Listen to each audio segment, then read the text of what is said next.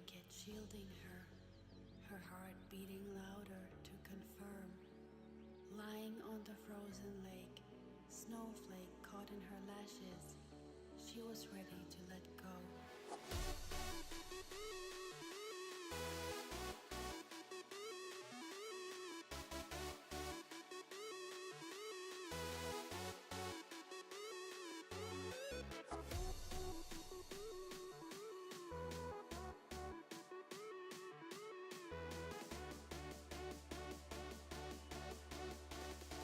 She was ready to let go.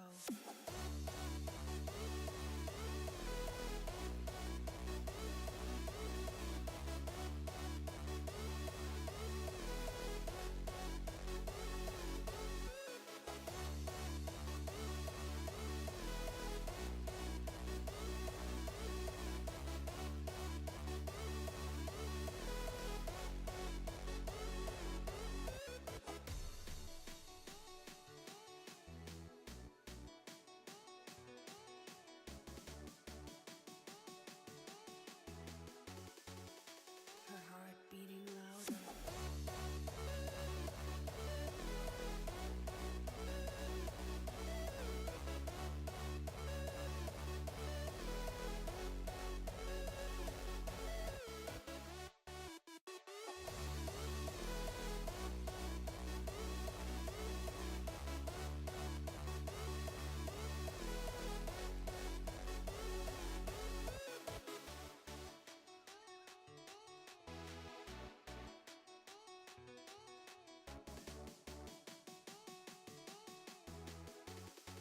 She was ready to let go.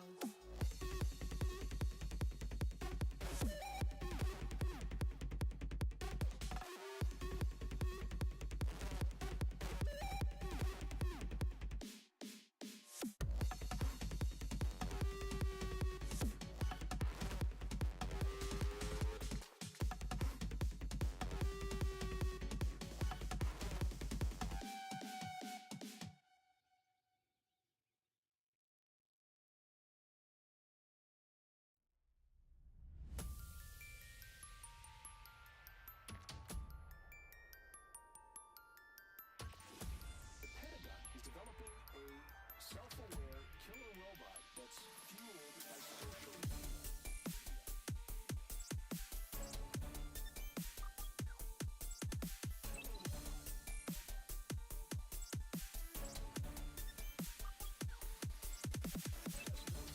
Plans to create an autonomous, artificially intelligent weapons system that uses predictive social media analytics to make decisions on using lethal force, understanding what it means, analyzing Facebook, Twitter, Instagram, other social media blog posts, websites, to determine what could possibly go wrong.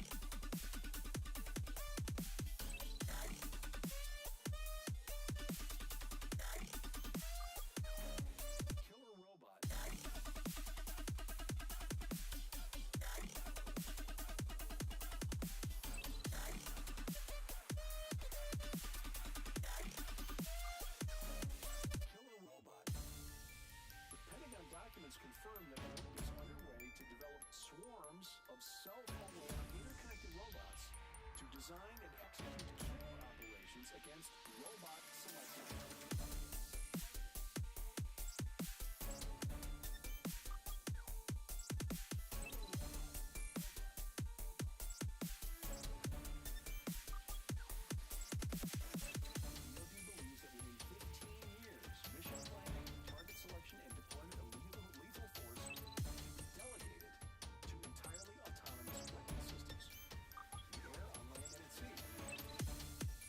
Assessments will be based on human post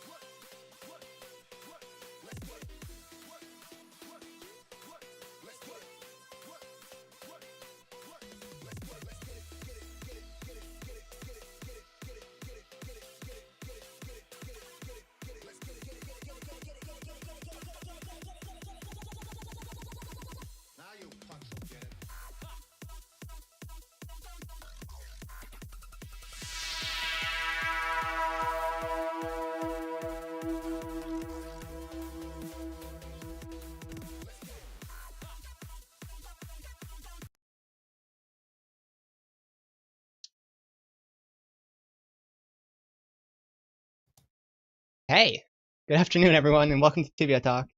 This is our first episode, and I'd like to remind everyone that it's live, so you're gonna have to bear with us through like all the lag and whatever else happens. My name is Jay, and I'm here with Bromsson and Krisph. They're two friends of mine. You guys want to say hello? Yo. Yo. Hey. And our goal with this episode show thing, Tibia Show, I saw on Reddit that a lot of people wanted something like this, like a Tibia Talk show where people just talk about Tibia and everything related to it.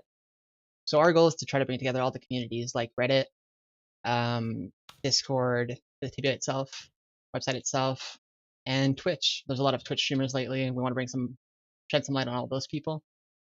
So that's what we're here for today. We want to mention the Tibia news. We want to mention some top clips, talk about some Tibia proposals, and go through some stuff together.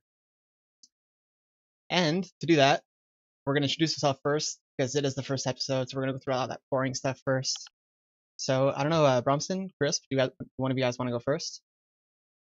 Krisph, do you want to go first? You want to do rock, paper, scissors? Rock, paper, scissors. Well, my name is Jay. I'm a 330 elite knight on Gladera. Gladera is a world that used to be, what was it, Madra, Fidera, and Beludera? And I was from Madra, Krisph was from Fidera, and Bromsson was from Madra. Magera. Magera, however you want to pronounce it. And I've been playing since like 2005, so I've been here for a while. I've seen a lot of the changes in Tibia. And I think you guys have also been around since that long, right? Yeah. Yeah, I started playing Tibia 2007. 2003, I think. Yeah, like 15 2003. years ago. It's So crazy I'm to like think a that we little spent. baby. I'm like a little baby in here. I thought you were I've around been longer, playing for Chris. that I actually long. thought you were here for more than us. No, actually not. Yeah, I don't know. But Well, he's higher level than us, though. 2007 is still 11 years. So, Yeah. what did we do with our years? We spend most of our lives on Tibia. That's crazy to think about sometimes. Like to think that I was a kid when I started this game, and now I'm 26. I'm sitting here doing this. The world name's so weird. I say Magra. I heard people say Magera. Hey, good. You are saying them weird. It's supposed to be Beludera, Beludera? Fidera, and Magera. I say Magera. Yeah, Magera. Fidera. Yeah, I think you said Fidera. You said Fidera, yeah. Fidera, yeah. Fidera, I might have said that, yeah. Fidera. And for the people watching who don't know, Krisph has a guild with over 1,000 members in it. Magera. Of course. And what we want to do is every week we want to try to bring on a new guest, someone who's a little bit more popular than us, like someone who streams regularly, whether Van Goro, Cunyo, Buba, or any of those players. Bring them onto the show and have a conversation with them. But this week it's our first episode. We wanted to do this a little bit more calm, not bring any outsiders in for the moment. So we're going to be interviewing Krisph. For those of you, famous person straight away. Exactly. Get the fame out of the way. Bring him on right now. So for people who don't know, Krisph is the leader of Ball Dwarves. Do you want to talk about your guild a little bit, Krisph? Oh God, I gotta talk about my guild. Yeah, so Ball Dwarves started 2010. We actually turned 8 years old last week, which is pretty neat. You said 10 years old? 8 years old. 8 years old. Okay. We started it 2010. Okay, yeah, 2010, yeah. It's a guild that I mostly just made for fun because the name is kind of stupid if you think about it. Like Bald Dwarves, like why? Are there any better? I made it with a friend who is not playing the game anymore. He was the first leader, but technically we were both like leaders at the same time. And yeah, it's a big guild now. 1,000 members. I wanted to ask about that. Have you been the leader since the very beginning? No. First was this guy who was called Ricky Darkbane. Was the first one. That was my friend that I co-founded it with. He played for a while. He actually gave me leader pretty quick. Okay. So I was like ruling or whatever you call it. I didn't really see myself as a ruler. I've never really been like a leader person. I was more of a like wise leader, so I don't have to do all the work, but I was leading it for like a year or two, and then I gave it to a guy called Biff Marty, Oh, he who was the is leader at one point? 50 years old man in Tibia. He's actually Holy amazing. shit. Yeah, he's like super Pure man. cool. Yeah, I actually talk to Biff Marty pretty often. He's the Yeah, only other person he's on like the the server. coolest guy in the game almost.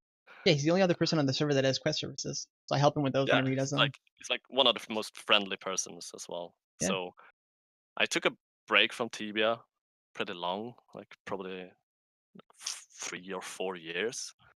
I think we all And did. he I went was like from 2005. it was funny because when I quit or took a break from Tibia, I gave him the throne because he was like, I could sense it in him, like, okay, he's at least gonna try do something with his guild. Yeah. And when I came back, I saw the guild, like, oh my god, what happened here? There's a lot of members. Oh, you weren't a So part of that. You I weren't a never, part of the growing of the yeah, guild. no, I've never seen myself as like, oh, I entirely built this guild on my own. Like, I can't say that. That wouldn't be fair on him. He actually did a really good job with the guild. So he was ruling it for like 5 years, and now I took it back again last year Oh wow, I had no because idea. he was Is this the getting most inactive more. Is this the most players you ever had on your guild, or did you ever get more than 1,000? No, we're always increasing, but see the problem with, or the problem, if you want to see that, is that Bold Dwarves, we like never kick any people.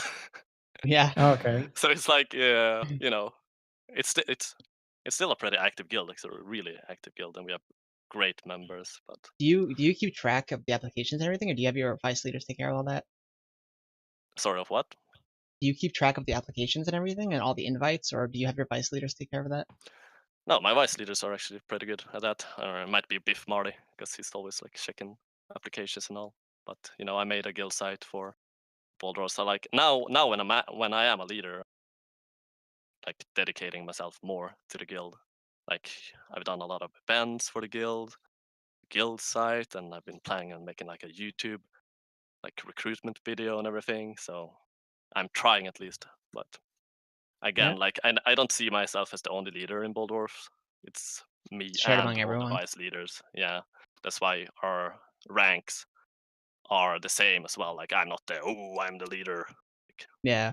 Actually, we have the same mentality in Academy, where all the leaders are the leader rank and everyone does the same amount of work, or we try to anyway. But, coming back to Baldors, a question that someone asked me to ask you was, you're from Sweden, right? yeah. Why are you playing on a North American server when there are European servers available? I'll have to blame that on my friend, one of my oldest Tibia friends, actually. He I was come from a PvP server. Like, I actually started playing Tibia PvP, okay. and I jumped from worlds with him pretty much. Like, we went from PvP server to a different PvP server, and eventually it was his time to choose world again, and he chose Fidera, which is now Gladera. Yeah. And now I know too many people on Gladera to So you leave, can't leave now. so I'm kind of stuck here, but it's fine. As you know, Sweden have pretty good internet and such, so it's not really that bad to play on NA from Europe anyway, so it's good. That's not bad then. I wanted to ask you, you have, obviously we mentioned this, you have over 1,000 members right now. Has Yeah. your guild had any kind of rewards because of this? Have you had any interactions with fan sites or Tibia Sipsoft themselves or anything? I mean, since the guild is like, it was the oldest guild on Fidera. Now it's the second oldest because of the merge. So obviously, Ooh. like, when Tibia turned 20 last Which is year, the oldest guild right now? The Wandering Lost Souls, it's right? called, no, not Wandering the Souls. We're Or older than, Hell's Angel? Something? Can't remember. yeah, something like, I don't know, Phoenix, something. I don't know. Okay. Oldest guild in Tibia or oldest on guild Gladera. No, in on the server. Okay. On Fidera, we were the oldest. Okay. Mhm. Wandering the Souls came after, but yeah. Rewards, yeah. As I said, 20 years old, Tibia last year, I think. They give out like tapestries and the trophies and stuff. So we Oh, actually nice. got that on Fidera. We got those tapestries of honor, the golden goblet that says like, "Oh, here you go. You guys are super old, so here's your goblet." We got that, but yeah, my guild members are actually really, really good. Like, good members. For example, Yeah, it's a when we good guild. merged, when we merged on Guildera, obviously we had to get a guild hall, and we have the one right outside Vice Depot. But obviously, I knew that that one was gonna be so expensive. So I asked my guild, like, if you guys do want to help with gold or anything, like, feel free, because this is our chance to get any guild hall that we want. And they did help And out. yeah, they helped out great. We ended up auto winning the guild hall with Oh wow, 100 million. that's crazy. So, and that's all from like a lot of guild members and stuff. So Yeah, I think it's super nice of you. You have the house directly west of Theus Depot, which is like often sought after, and you have the guild hall directly north of Theus Depot, and your house is open to anyone that wants to come by and use your training dummy. You have a shrine in there also, yeah, exactly. I just like to help people. and you have a Really, casino. I think you had in there like for a right while. now. Yeah, like right now, my house doesn't really feel like my house anymore. Like it's more the world's house, because Yeah, I like never go into it anymore, because there's always someone training there, and I don't want to disturb them or I something like that. personally So. use your guild hall very often to train my characters every sixth day of the week. Whoa! Feel free. So I'm abusing the guild hall. Yeah. And when you talk about on your character page, you have Tibia Fens, Phoenix statue, Tibia ML, Pigeon trophy, Tibia events, 2 times heavy metal. Are those random Yeah. events? Or are they related to something specific? They are fan site contests that I've won. I used to compete a lot Any interesting in stories these. there? Yeah, I mean, sure. When I first started, like, this was also probably like 10 years ago. Obviously, when you see a contest and you're like, oh my god, you get this fan site item, Yeah, that's awesome. Like, I want to win that, of course. Like, it's a rare item, it's worth a lot of money, even though I would never sell it. I've never sold a fan site item. But I used to compete a lot, and I would never win because, it's hard, I don't know a lot of people who especially if you actually never. compete in events. It's cool to know that people are actively doing that. Another point Well, we'll get to to be later fair, is like, I can kind of say that it looks like it's gotten less now. Like, not as many people are competing yeah, I think a lot of people now anymore. are doing less RPG in the game and more just power leveling. Yeah, I that's don't true. like doing contests because I feel most of them. I mean, back in the days when I used to play, like in 2010, most of the contents were kind of rigged, and I remember there was a bunch of people scamming fansite items. Like they would just Yeah, like they probably give still them do. to their friends or even to players that are like even themselves. Like they would make another character and get the fansite item. Oh, really? Yeah, So I didn't really want to like be part of that. Why should I dedicate any time into these contests that I actually never thought of that. I'm not gonna even win? yeah. I can actually tell a story, like, when there was one contest that actually pissed me off a lot. They One fan site had a specific like program or like a map thing that could show the whole Tibia world like in 3D from above, Okay. kind of like a satellite view from above. And they had a contest that they were displaying some pictures in the game, for example, like 10 pictures, but it wouldn't show the entire screen of where it was. And then it was your job to find out where in the game like those spots were. And yeah, I eventually found out all the spots, and you had to walk there with your character and then take a screenshot and then upload it to them. And they had a rule like, oh, the first people that sends in win. Oh, I Oh, remember that really? contest. I Yeah, and it remember that was contest. yeah, and I spent probably like hours, and I still felt like, oh my god, that felt pretty quick. Yeah. But later I found out that like someone had won that contest like 10 minutes after or something like that. Like it was stupid, Yeah. which pretty much means like, oh, that's a friend of the fan site owner or something. So he pretty much got a like free fan site item straight away. I feel like we're Was starting just off by giving stupid. a bad rep to to fan sites and events. But there's one we're gonna Yeah. mention in a few minutes from Tibia events.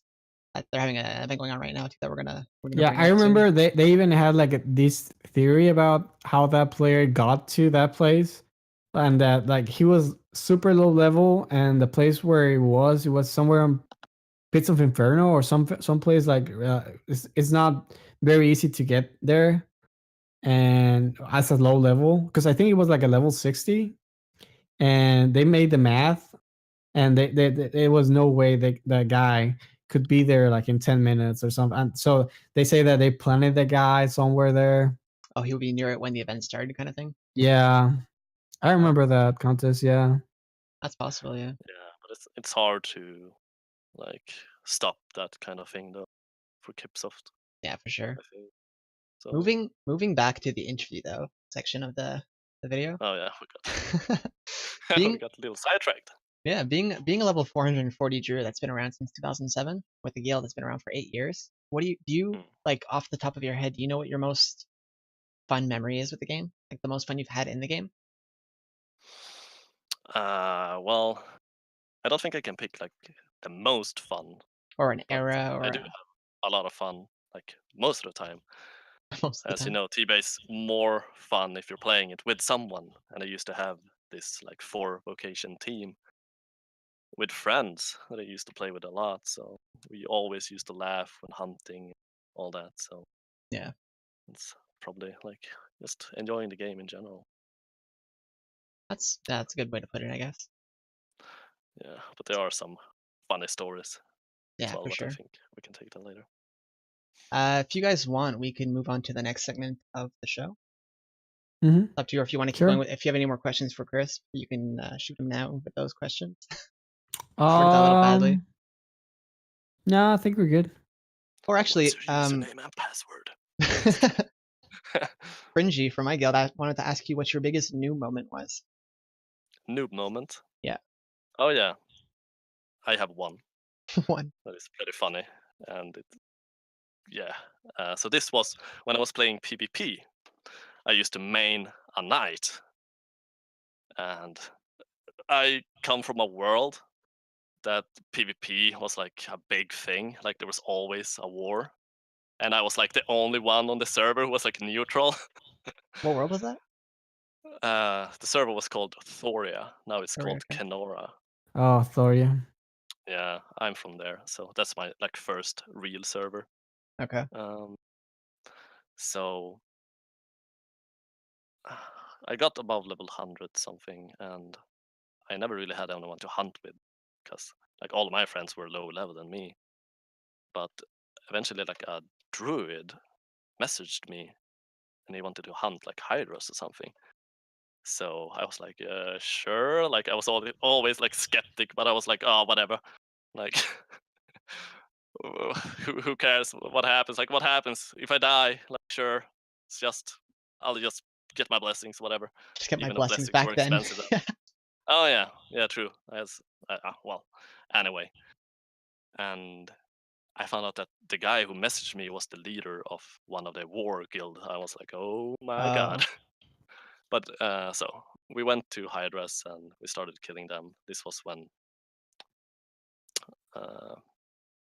well, to make the 2008, story shorter, 2009. like he told me that I should shoot a firebomb on the ground so the Oh, Hydras wouldn't target him. And at first I was like, why? I'm keeping him away from you anyway, like it doesn't matter. But Yeah. eventually I did what he said and I shot a firebomb on the ground, and a lot of noob characters logged on with low Okay. health and just died instantly, because Oh, classic. okay. that's how it Trap. worked there. So Yeah. obviously, like, oh, I got white skull. Oh, Red I got Skull. red skull. Yeah. And all of a sudden, there wasn't just noob characters around me. It was a lot of high level characters around me as well. Oh, that sucks. So they killed me pretty fast, and since I Lost got red everything. skull, I lost everything. Those are the I ain't worst, got a man. red That's skull. still an active problem in PvP servers. Yeah. People do black skull traps now. Yeah, Yeah. but I just kind of laughed it off. I was Yeah. like, The only thing you can really do about that, yeah, or quit for 2 years. But yeah. Like as soon as I came out from the temple, I messaged him and I was like, you know what? That well was a played. pretty good idea, you know. Yeah, And he well was like, executed. he laughed at me and he was like, uh, sorry. And I'm like, it's fine. We need Here, money have for the the items war. back. The dream. I remember once when I was level 100, I was on a PvP server also when I started on Libera, and I hadn't died until level 100. Like I was doing pretty well, and then I go to Hydros with my friend, and we had planned to go up the hole and UE at the same time to kill all the Hydras. And as Yeah. soon as I go up the hole, my energy ring ran out, Oh no. and I was instantly headshot by the UE and the Hydras. And it took me like a minute to realize when I logged back in that my energy ring was gone. I was like, oh my god, the timing on that. Oh god. I miss PvP World. So I started on PvP World and was like pretty active on that for a few years. But now I feel like PvP's took a pretty bad turn in terms of how Yeah, it that's used what to I be feel played. as well. So that's kind of 'Cause why I came back to Tibia on a non-PvP server to try to get the most out of the game through quests and stuff. I never made it past level 100 because of wars and stuff. So I was like, I want to actually level this time. yeah. Yeah, Um, that's kind of. I think that's usually how people go to non-PvP. They do want to take it easier, just yeah, enjoy the game, like not be scared of sitting outside or they get hunted off like their a server, house or anything. Sorry. or they get hunted off their server. They're Yeah. like, you know what? I'm tired of PvP. I'm just gonna go to non-PvP. I never got like scared of getting hunted out of the server, but I just found like PvP. I never really understood what's the The appeal. attractiveness of like playing like clicking SDs. Like I Oh used to yeah, play PvP Worlds before the hotkey yeah, it's like upgrade on 7.6. the. I think it was 7. I started playing on 7.2. I Yeah, know that. 7.8 introduced the hotkeys, and Okay. 7.6 was you had to click to. Well, everything before 7.8, I guess, was click to shoot. Yeah, and before then, I really liked PvP because I don't know, like aiming with the SGs and I don't know, putting traps. It was fun back then. Back then, it was fun, I think. But with all these new things that I'm just pressing one button and like the only skill that PvP has is right now is positioning. Like I think Yeah, it's like teamwork. 90% of the time it's gonna fall down to positioning and timing, Yeah, and the other 10% is just luck, I guess. a high level, like having a higher level team will get you further sometimes. Or Like the having teams are more equal skilled. people. Yeah, So wait, Bromsson, you played when you had to click potions and runes and so Yeah. everything? did I. I think you joined after that time, huh, Chris? Yeah, I did. I think I joined the year they changed that, or Yeah, maybe the year after. when I joined, It's wands and rods were just introduced. it's funny though because when I started playing, I didn't know how to hotkey potions, for example. Okay. So I did what you guys did anyway on my Okay. Yeah, night. I right click on my potion, left click on my character. yeah. And It was fun back then, man. I was like, you can see the difference in skill with some people. Like even, I don't know if you guys know Punyo, the streamer. Yeah. He's really good at PvP. Like it's pretty well known that he's good at it. If you watch some of his streams, sometimes he'll be playing older versions of yeah, Tibia, it's like really good at clicking. 7.6. Yeah, his accuracy with a mouse is Yeah, like he's really unmatched. good. I see him shoot runes sometimes, and he'll never miss an SD while following someone. And it's like it's impressive to watch. Like those kind of people back in the day were the people who ruled the servers. Yeah. Um, Yeah, but game changes yeah, for sure. You gotta adapt the whole just time. like we do. Exactly. Yeah, we're all older now. That's another thing. I'm older now. I don't feel like going through wars and stuff. And like I just want to play the game. You know, I want to enjoy the game. They keep adding new features for higher levels. I want to get to that point of the game. Yeah, and I feel like, for example, when people say that the game used to be funnier before, like there used to be more RPG and everything. The thing is that it's not just the game that changed; we The also people. changed. We were more And patient back then. Yeah. yeah, We were and willing to do the Tibia RPG part of don't it. really get a lot of like new players or younger players. It's Yeah. actually keeping its older members.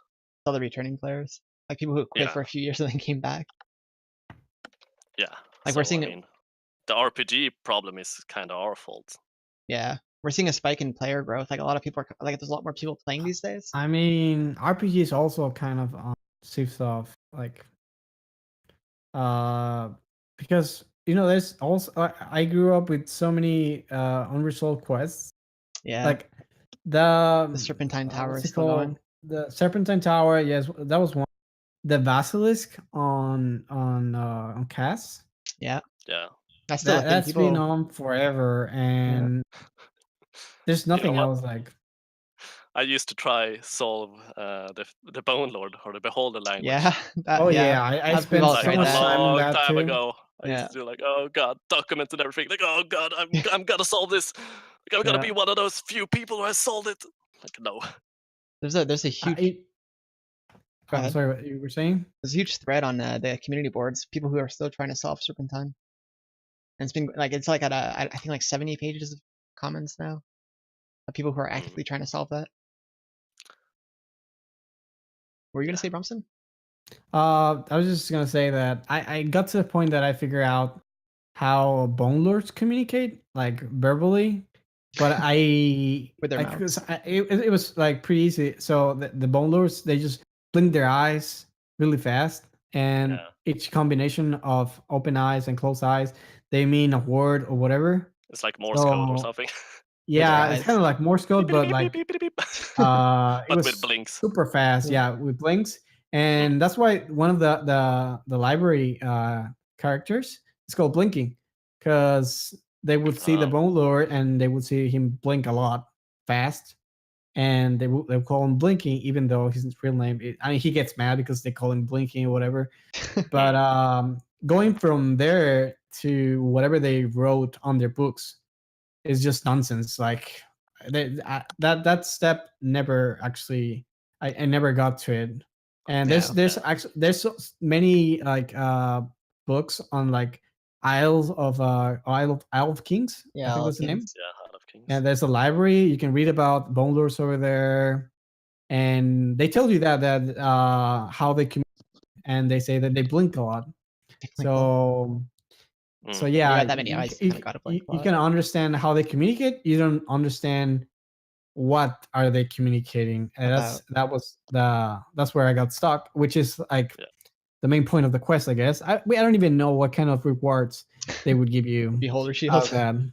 Yeah, I remember asking Kipsoft like on an email, like I was like, Can this be "Is solved? this actually solvable?" And they're like, "Not gonna tell you." And I'm like, "Man, please." Wow. Yeah, And some of I the specifically told rewards, them like, just say yes Yes or or no. no. Like, But but oh well. I think they do that. They introduce a lot of little quests, like the Spike Sword quest on Rope Guard. You could actually get the Spike Sword to disappear. I think it's called the Sword of Fury Mhm. now. You could Yeah, I actually get wonder it Yeah. to if they just disappear. added that just because of the lulls. Yeah, they're trolling us. They want us to try and get like an incentive to keep trying, and they want us Yeah, to keep playing the game. But I don't know. It would I be nice think if we had that's why I answers. stopped trying, because I started feeling like this isn't even solvable. Yeah, there's basically two options. Either the quests are solvable and we just haven't figured it out, and in which case it's really cool that they haven't told us it's solvable. But if they did tell us it was solvable and then we did solve it, it would just be done. So they have like there's no benefit for them to tell us whether or not it is solvable.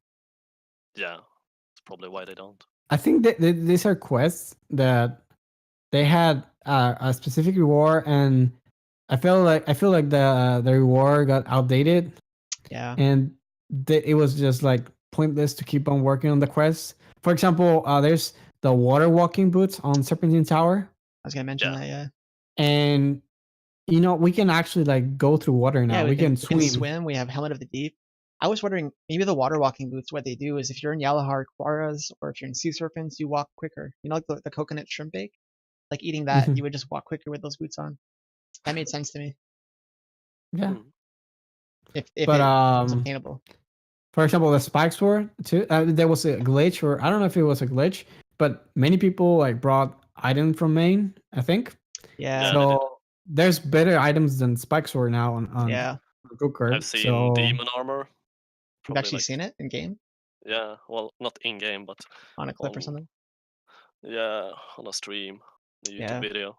But I saw like, yeah, it was a bug or whatever, a glitch, something that made them bring back items. yeah. So it's weird. yeah, Actually, we move on with the segment. I wanted to get to the Tibia news now. The next part of the show that we're doing. okay. We talk about the most recent things in Tibia, and from there we could talk about how things have changed and progressed. Also, the first thing I wanted to mention was Aldi Xpic. He had his own website. He has a Discord bot that people use. That was kind of similar to Galarza's Nabot, but Mhm. he recently closed his fan site. It was in the Tibia news last week, I think, but now you you can't see it anymore. It was in the little section at the top, and it's been overridden by other things. Mhm. So I just want to give a little shout out to him, like thanking him for what he did for everyone in the Reddit community and the Tibia community in general. I don't know if you guys know who he is or use the site at all. Well, I know when he first started, he wasn't actually well received. Like back then when he started, there were a bunch of Tibia websites with a bunch of tools, and there was no consistency with the tools because every other website says something like that doesn't match between the websites. Yeah. And here comes the new website that just more tools, and they did. I mean, they would be like the same as all. They would give you a different result. So everybody's like, which website do I go for the best results? And so in the end, they were like, I don't really like the. I think at the beginning it was bashed by Reddit, and then I don't know how what happened, but eventually it It's became like a used, really good yeah. website. He starts building more features on the website, Yeah, his tools ended up being and pretty good. yeah, Like people were he added a couple of things that were interesting. The loot system that back then what it was only a couple people that knew about loot pick, and I think it was that one was the first yeah. service that where you could just copy your entire server log, upload it. Yeah, Well, people the really first like one that. had to be Tibia Wikia because they pick up like they had their statistics based on parsing the server log. Mhm. And I guess after that, Tibia Pick just thought about something similar where they could just display all the items that you get from a loot, from a hunt. I'm sorry. And then Oleg Picks comes around, and then he breaks up the items, and he had some more features that were interesting, like who to sell the loot and stuff like that. He initially he got tired of the website one time, and he actually uploaded all his code into GitHub. Really, I And don't know he that. made a Reddit post one time. He said, I don't have enough time to maintain the website. I don't even have enough money to maintain the website."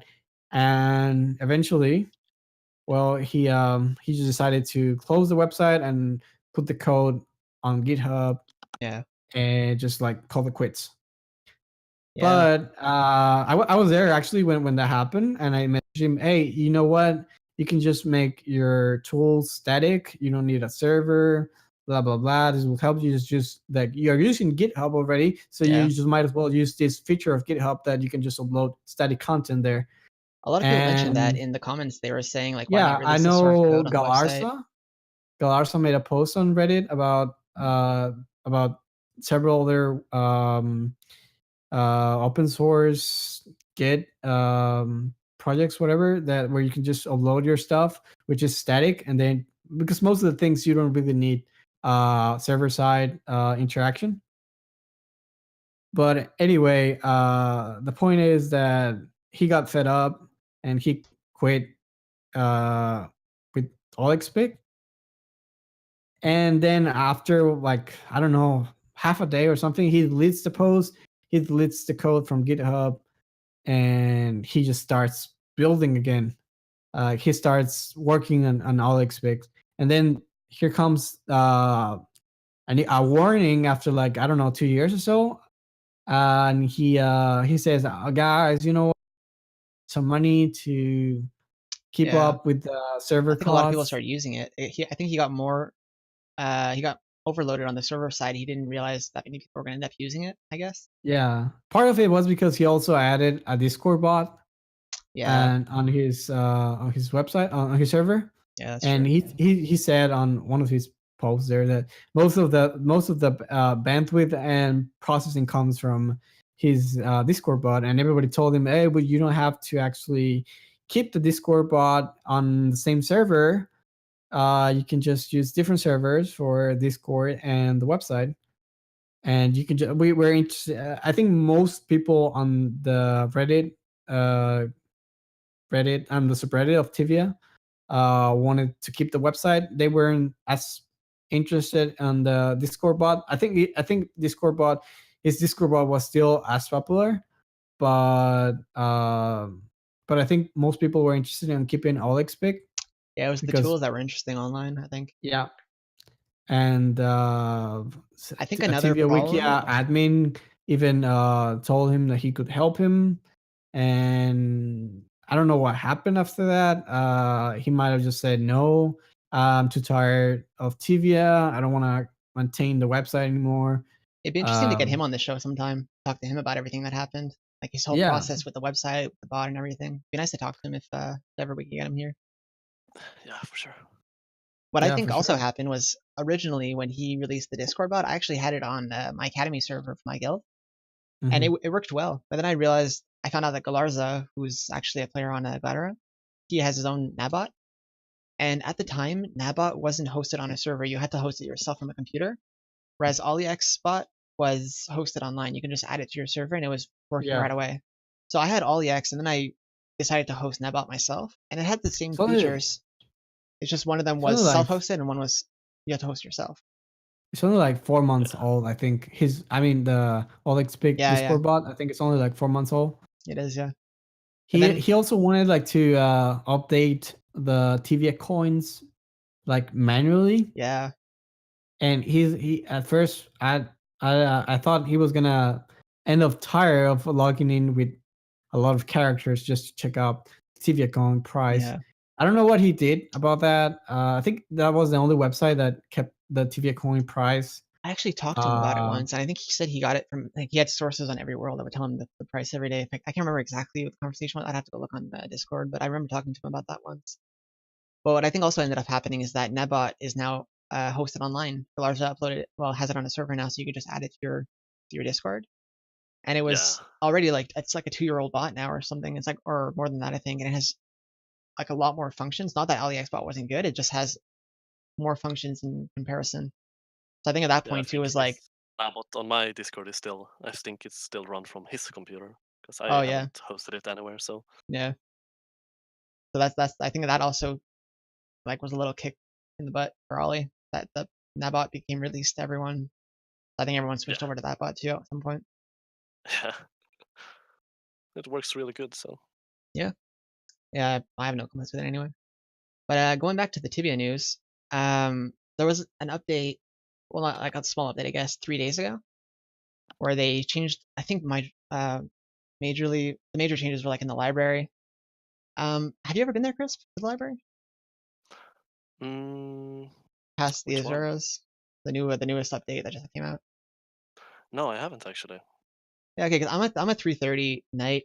Bromsson's a 270 paladin. You're a 440 druid. That's where the brains and all that. Yeah, right? exactly. The squids and the books and everything. The squids, I've seen it. I just haven't been there. Yeah, like I know I can't handle that at my levels. I haven't personally been there, but I was reading through the changes they made. The first thing I want to mention is they made the access to the Azura mirror minimum 250. I'm personally happy with that. Yeah, I've been there a lot. I'm personally happy with that. There was a time during I have a viewer that actually has been there, so maybe he can tell us about it. Yeah, Churmo. If you want to talk about the library, feel free, man. If you want to discuss what you think your opinion is on these changes, but I just want to mention the 250 level thing. There was a weekend where it was 4 times experience in Azuras in Port Hope in Taquanda, and I went to the Azura mirror and I hunt there on a 330 night, often with I go duo with another druid who's around the same range. And we canned overhunt the spawn in 2 times, like regular experience. We canned overhunt it. He was there during 4 times, a level 180 knight solo, and said we couldn't hunt there. Oh, okay. And I was like, man, at 180, you're not passing the entrance. Like you're doing the entrance, the first hole, and that's about it, man. You're not going past that. But out of respect, probably helps a lot, right? Yeah, for sure. But like at 180, he doesn't even have Supreme Pots yet. He has to kill. He can't full box at all. He was just a 180 knight. He's for sure like either hugging a wall or killing 3 at a time. He couldn't do the whole spawn, and he was there solo and told me I couldn't hunt there. And I'm like a respectful player, so I was like, okay, man, have a good hunt. And I left. I was like, that's so stupid. Like it's a really hard spawn. And now they made it 250. That's a plus. A downside though is the next point. They scattered a few true Azura throughout the Azura area behind the mirror. Yeah, but you can trap them. Oh, can you? I guess in the little hallways, huh? Some of them, I think you can trap them. I'm not entirely sure. I think at least 3 of them you can put them behind doors. I haven't actually been to the spawn at all. Like not even the behind the mirror thing, even before the update, because I've been playing on a lower level character. But I've Yeah. seen like videos, and I seen like I think I saw one guy putting treasury behind the door. Oh, behind really? Yeah, I haven't been there since the update. they kind of suck like treasury because they hit super hard. Yeah. Well, that's another thing, right? They I read this correctly. I think they changed them a little bit. Oh no, they changed the attack of burning books and the rage squids. Okay, but I think they Yeah, in a recent update they lowered the mana drain of the Zuri because they were draining too much on the true ones. I think it might have been on a test update Yeah, that might have been a or while test ago. server. I'm sorry. I read it in the comments of this news, but it might have been a while ago. You're right. Hmm. Yeah. As for the other points, I have not much to say on those. I haven't been to the library yet. I'm assuming it's a good change. I know that place is high risk to reward.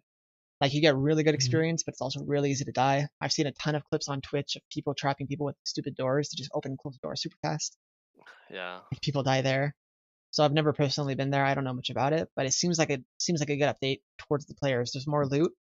One thing that's notable is they removed strong health and mana pots from the loot. They removed Sorry, strong just and reading the chat. yeah, Falcon. I don't even know how to pronounce that. Ooh, a bunch of Oh deleted no, we got messages. timed out. Oh, so all his messages got deleted. Fix it. What? I have You're to gonna play make with him upset Nightbot. now. He said something. Ooh, I don't know if you can send too many messages in a time. I have to check Nightbot later. I was Gotta gonna say the apologize. I'm so Apologize fast. phenomenal Dom. I'm sorry about that. I was gonna say they used to drop strong health and mana pots. Unsubscribe. And now they drop ultimate health and mana pots, which I think is a good change. You have level 800s Savage. hunting there, and like they're looting strong health and mana pots. I thought that was really stupid, but that was a good change too that they did. Yeah, I think only the fire portion of the library because it was divided in or something like. I remember hearing somewhere that only the fire portion of the library was worth it, and I think they wanted like to make the whole spawn like worth it for high levels. I think it might have been the opposite because one of the notes is some adjustments concerning the attack behavior of burning books and rage squids, which can now deal higher combo attack damage. Hmm. So I'm assuming that area was too easy in comparison to the other ones. Oh, maybe. But now Okay. the monsters of the ice, energy, and earth area of the secret library now drop We additional. need a level 800 knight. Yeah, we need a Here with someone's us opinion. that can talk more about this. I kind of felt it's We're too low weird level.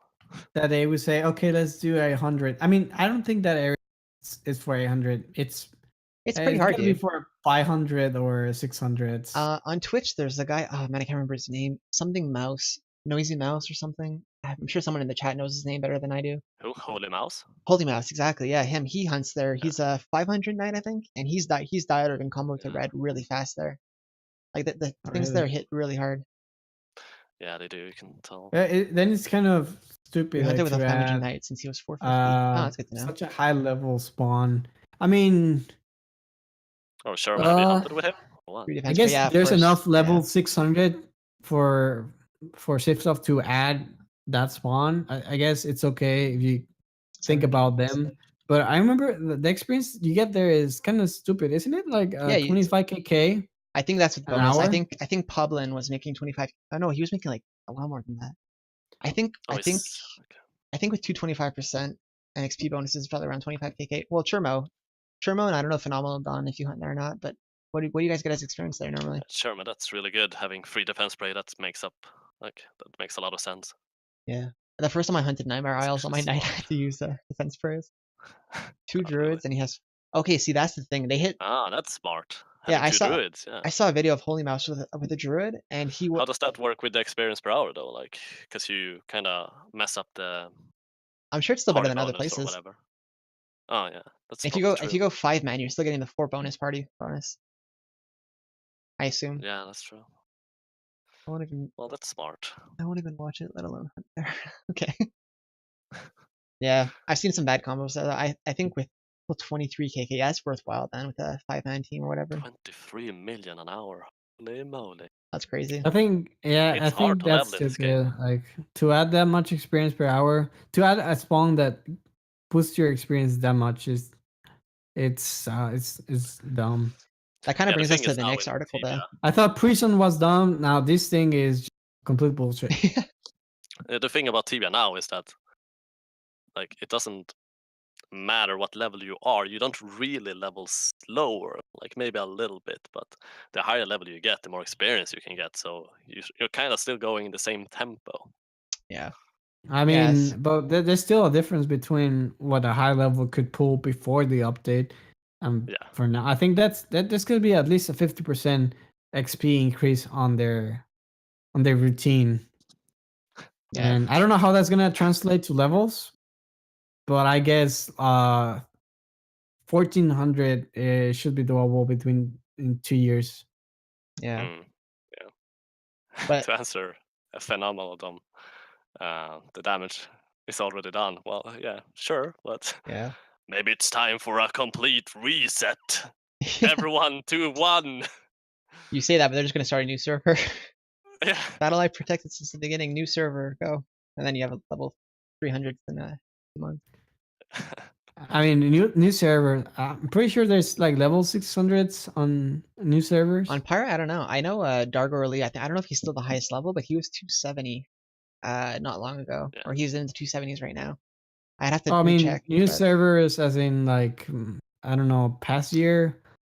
There's gonna be I think there's gonna be a level 100 on a server that started last year, and I think that's just dumb. Like level 600 in a year. Yeah, but that costs a lot of money, man. The people who do that, I don't know if they make their money back selling Tibia coins once they're high level, but just to start that, like there's people, I was reading some threads on Reddit, there's some people who invested like $1,000 just to start on a new server, buying all the items they need to get through everything. You watch the big streamers like Dargon Lee and Punyo and them, when they die, they right away buy their blessings with Tibia coins. They don't bother Yeah. throwing them. Man. Like everything they do in game is bought with Tibia coins. You see them drop their backpack, but they still have their store in boxes full of supplies. So like it's become a pay to win game there. That was one of the updates that kind of bothered me was when they introduced the in-game store. Like it takes away the RPG of the game. You're making items appear out of nowhere by throwing money. Like So you see that my biggest problem with like being high level so fast on Tibia is that 99% of the see as high content level to begin with. is it's just low level shit. Like most of the stuff you do on Tibia, you can do it on level 200 or less. And 200, you're doing almost everything. And level 400, you can do pretty much everything besides library, I guess, and maybe the Falcon area, depending on your vocation. Falcon area I've never been to either. I've been told it's too hard for my level at 300. Well, you're a knight, so yeah. But Dargon Lee, the top level of Pyra, he hunts Falcon. I don't know if he goes solo, but I know he goes with a team at least. And yeah, he hunts goes Falcon with warriors. Full defense spray or whatever. He was saying on Reddit, well. he's an interesting player. We'll get to him later in the video at another segment.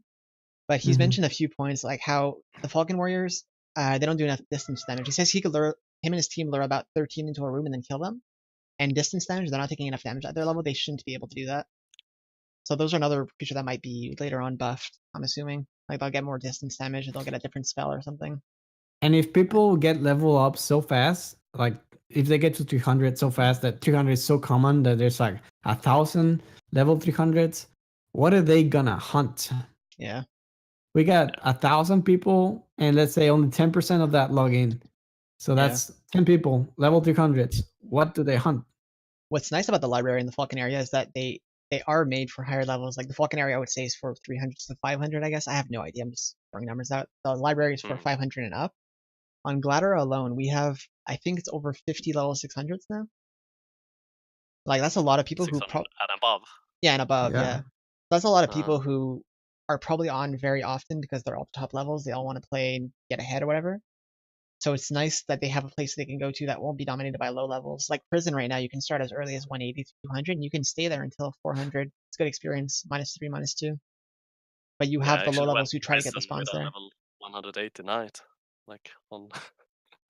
So. And then the problem is that Sifstov also adds so many spawns, and so many of these spawns are useless. Like like they're not even good for whatever level range you're at, like for low levels or whatever. and Yeah. it just gets outdated so quickly because there's some new spawn that you can get in, gets higher XP, and then You're jumping those spawns ahead just to a news article that we're going to get to, is where they improved the respawn rates lately. That's something I want to talk about with you guys, oh yeah. and what spawns that might have helped with. It's they introduced that September 11th, and you guys must have seen a difference by now, having played this. Yeah, for sure. on ancient scarabs, I'm playing a low level mage. Yeah, context here. You're not on your your 270 paladin hunting ancient scarabs. Yeah, I'm just playing with my low level mage, and I used to pull maybe 600k, 650k, hunting both floors on ancient scarabs, and that's pretty much what I would get hunting SDs on Armor minus, without praise, just 150%, just stamina.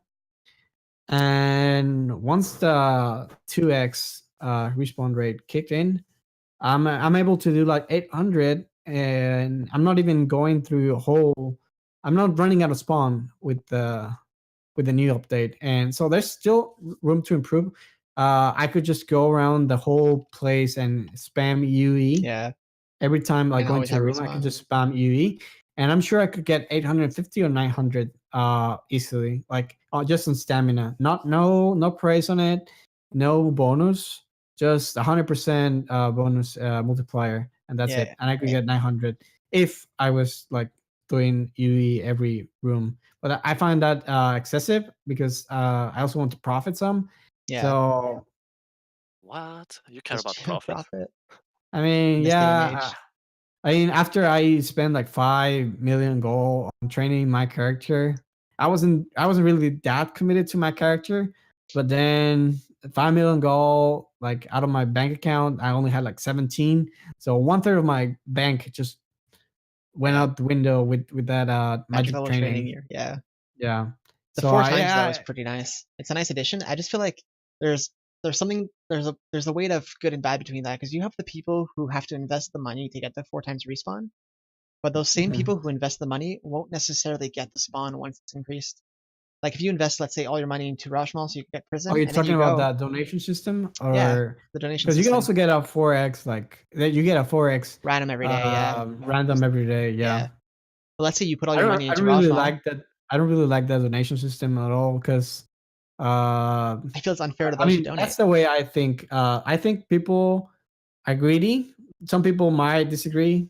I think people are not interested in sharing because Yeah, that's what you're doing when you're donating gold. You're basically saying, "I want to make this Yeah, I spawn want to better hunt here for for everyone. the also. world." Yeah, I mean, Kinda, they yeah. probably want to say, "Oh, I want to make my spawn better," but Yeah. you're making the spawn better for the for whole everyone world, else. That's not what I'm trying just to me. say. Yeah, but if You're not everyone is gonna feel that way though. Like some people yeah. are gonna feel like, oh, I'm making this better for me because Yeah, I hunt there. In my personal reflection, I think people in like not too long are gonna stop donating, because let's say you put all your money Mm. into Rajmal for prison, and the next day you wake up and the letter is just filled with names of people who want to hunt prison, and unless you're the jerk that's gonna be like, hey guys, get out of the spawn, I donated yesterday. Like you're not yeah, gonna get your spawn for that day, and then it's Mm. money yeah. just thrown away. It's like a money And sink. there's no guarantee that you'll get to hunt on that spawn Exactly. because I mean, if you put 1 million gold into Oromon or whatever, next day it's gonna be crowded as hell, and you're not gonna get the spawn. Mm. Yeah. Go adult. Yeah. Adult, What's up? hey, And also, I was gonna say something. He just made me forget. Oh yeah, Phenomenal Dom just said the increased spawn is also heals a reflection on bestiary, which is something I didn't think about until like a couple days ago. I should be hitting up all the 4 times respawn areas and just doing all this stuff there. As soon as I see Taekwondo has 4 times, in my head I'm like, Azuros, I have to go to Azuri right now and get best experience per hour. My last video Yeah. on Twitch actually is me hunting Azuri with a druid, and we're making 8k experience per hour because of the color bonus also.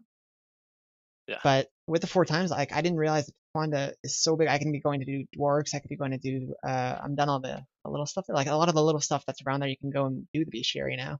That was a little bit less feasible before. You could go all to you could go to all the like on the random days if ever hits Venor for whatever reason, or Edron or Theist, you can go do the little spawns that otherwise weren't very good for bestiary. Yeah. So that's something that's worth considering too. And Mentioning that though, the Azuri and everything, I want to go back up to the Colors of Magic event. It's an article. It's an article we skipped, the September 15th event, Colors of Magic. Did this event end today or does it end tomorrow? Tomorrow, but I don't know if it's on tomorrow's server save. Wait, it says there on the server save of 30th, I think. 30th. Okay, so this video is a little bit late to mention this. So like, sorry to everyone who doesn't know about this. Yeah, it's gonna be tomorrow. Yeah, today's the last day, I think. Yeah. So you have a couple hours to take advantage of it. For the people who don't know about this, it's I just want to read his message first. I think this was their attempt at a good sinkhole, but it's also a miserable attempt on a lot of considerations. Yeah, it is. Yeah, I agree with that completely. But to go back to the Colors of Magic, this is an event that, if people who don't know, you can collect. I actually don't know how it works very well. I didn't participate. I know Fringy, she's in the chat. She helped out with this. You collect colors. Your whole world collects colors together, and then you guys vote towards one color. I think it is. And there's 3 different bonuses. For orange, you get raised shared experience by 30%. I think instead of the normal amount. Violet was Violet's kind of awkward. If anyone knows why this is one of the options, I'd be curious to know what Sipsoft's reasoning was behind this. That spellcasters such as Ice Witches and Drake and Spellweavers will give 25% more experience. Are like Demon Outcasts considered spellcasters? Are Azuri considered spellcasters? Are those spawns that would have benefited a lot by this? Like, are there big spawns that this would have been good? Like low levels hunting trolls wouldn't have profited whatsoever by this, or low levels hunting like a new server or something like that. Yeah, like this would be null in areas like Hero Old Fortress. Or I think just the Draken Spellweavers would make a better. Draken's a lot better. Yeah, it would make walls better. Maybe like the area of Wooded, like the mission 8 or mission 8. This might be a point. I might have skipped over this before planning this. Is Spellcaster a class in the bestiary? No, I was thinking that as well, but I don't think so because they're classified by because like Drakens are Drakens and Ice Witches are humanoid. Spellcasters. Yeah. Yeah. Okay. I think overall this quest it needs to be updated. It needs a quality of life update. Well, dude, because the green one is it's really been like good. that for. I mean, there's some good wizards, whatever. There's some good rewards, but like it needs to be even. Like it needs to be tweaked a little. Yeah, for sure. Yeah, I think the Violet one, anyways, needs to be tweaked. But the green one was really interesting. All health and mana pots enhanced by 10%. If you're getting like 1,000 health back on a Silverine pot, that goes up to 1,100. It's like after every. Well, obviously it's 10%, so every 10 pots you get a free pot. Yeah, would make your hunts 10% longer. So that's not a bad option either. But overall, I think it's worse. It's much worse than 30% increase XP. Yeah, I think it might be good for mana training. I mean, back in the day, I think it was good for mana training. Yeah. But now, like right now, I wouldn't. Pick orange anyway. Like, yeah, it's so much better than the other colors. Whoever's watching this in the Twitch chat, if you can say what world you're on and what color won for your world, I'd be curious to see like a little poll of what colors won. Because for us on Gladder, it was orange, and everyone I talked to wanted orange. And that's the reason I wanted to bring this up, because I hunted Azuri a couple days ago, duo with a druid, and we were making 8kk an hour, and we were like, why are we making this much experience? Until we realized that this was this event was going on, and we won the orange one. So we're making a bunch more experience. So I personally think it's a pretty cool upgrade, that it brings incentive to want to hunt in a team. First of all, it brings people together to hunt together. Whereas the other two are more or less like you can do it solo, whereas you can do it in a team. It doesn't really matter. Yeah. So I think the orange one brought a lot of incentive for people to team hunt together. I don't know if you guys have any more points you want to add to that. No, I really don't like. There's another part of this quest where you have to like stomp on grapes or something like that. I think that's no, that's not this one. It's the winter berries, isn't it? Oh yeah, the winter berry season. Yeah, well, either those are like really dumb, and I don't really like them, to be honest. Like I don't really like most of the world events on Tibia. The only one that's like okay is the Devilborga. I kind of like that one. That one was cool, yeah. Or the Oh. light barrier. Devagorga, I'm going to mention Those- this right now because I'm going to forget otherwise. Sorry to interrupt you. Whoever's watching this, today is your last day to use your Stone of Insight. As of server save tomorrow, you got to wait a year. So today is the last day to use your Stone of Insight. Just putting that out there. Feel you the haven't- stress, people. If you haven't done it yet, go do it today. If you want 2 free levels, go. Go. Get yourself a stone. I actually didn't. It's my first time using the Stone of Insight Mm. on my main character, so I didn't realize there was like a last day to use it. I would have waited for sure until the last day to get the most out of it. Oh, you Yeah. had to get. But Oh yeah, whatever. that's what people do. Yeah. I Actually, was too lazy this time. I just turned it in straight away. Brinchy, if you're still watching, if you That's want to update the exactly what announcement I channel. did. I just turned out after the event was after we killed the burger.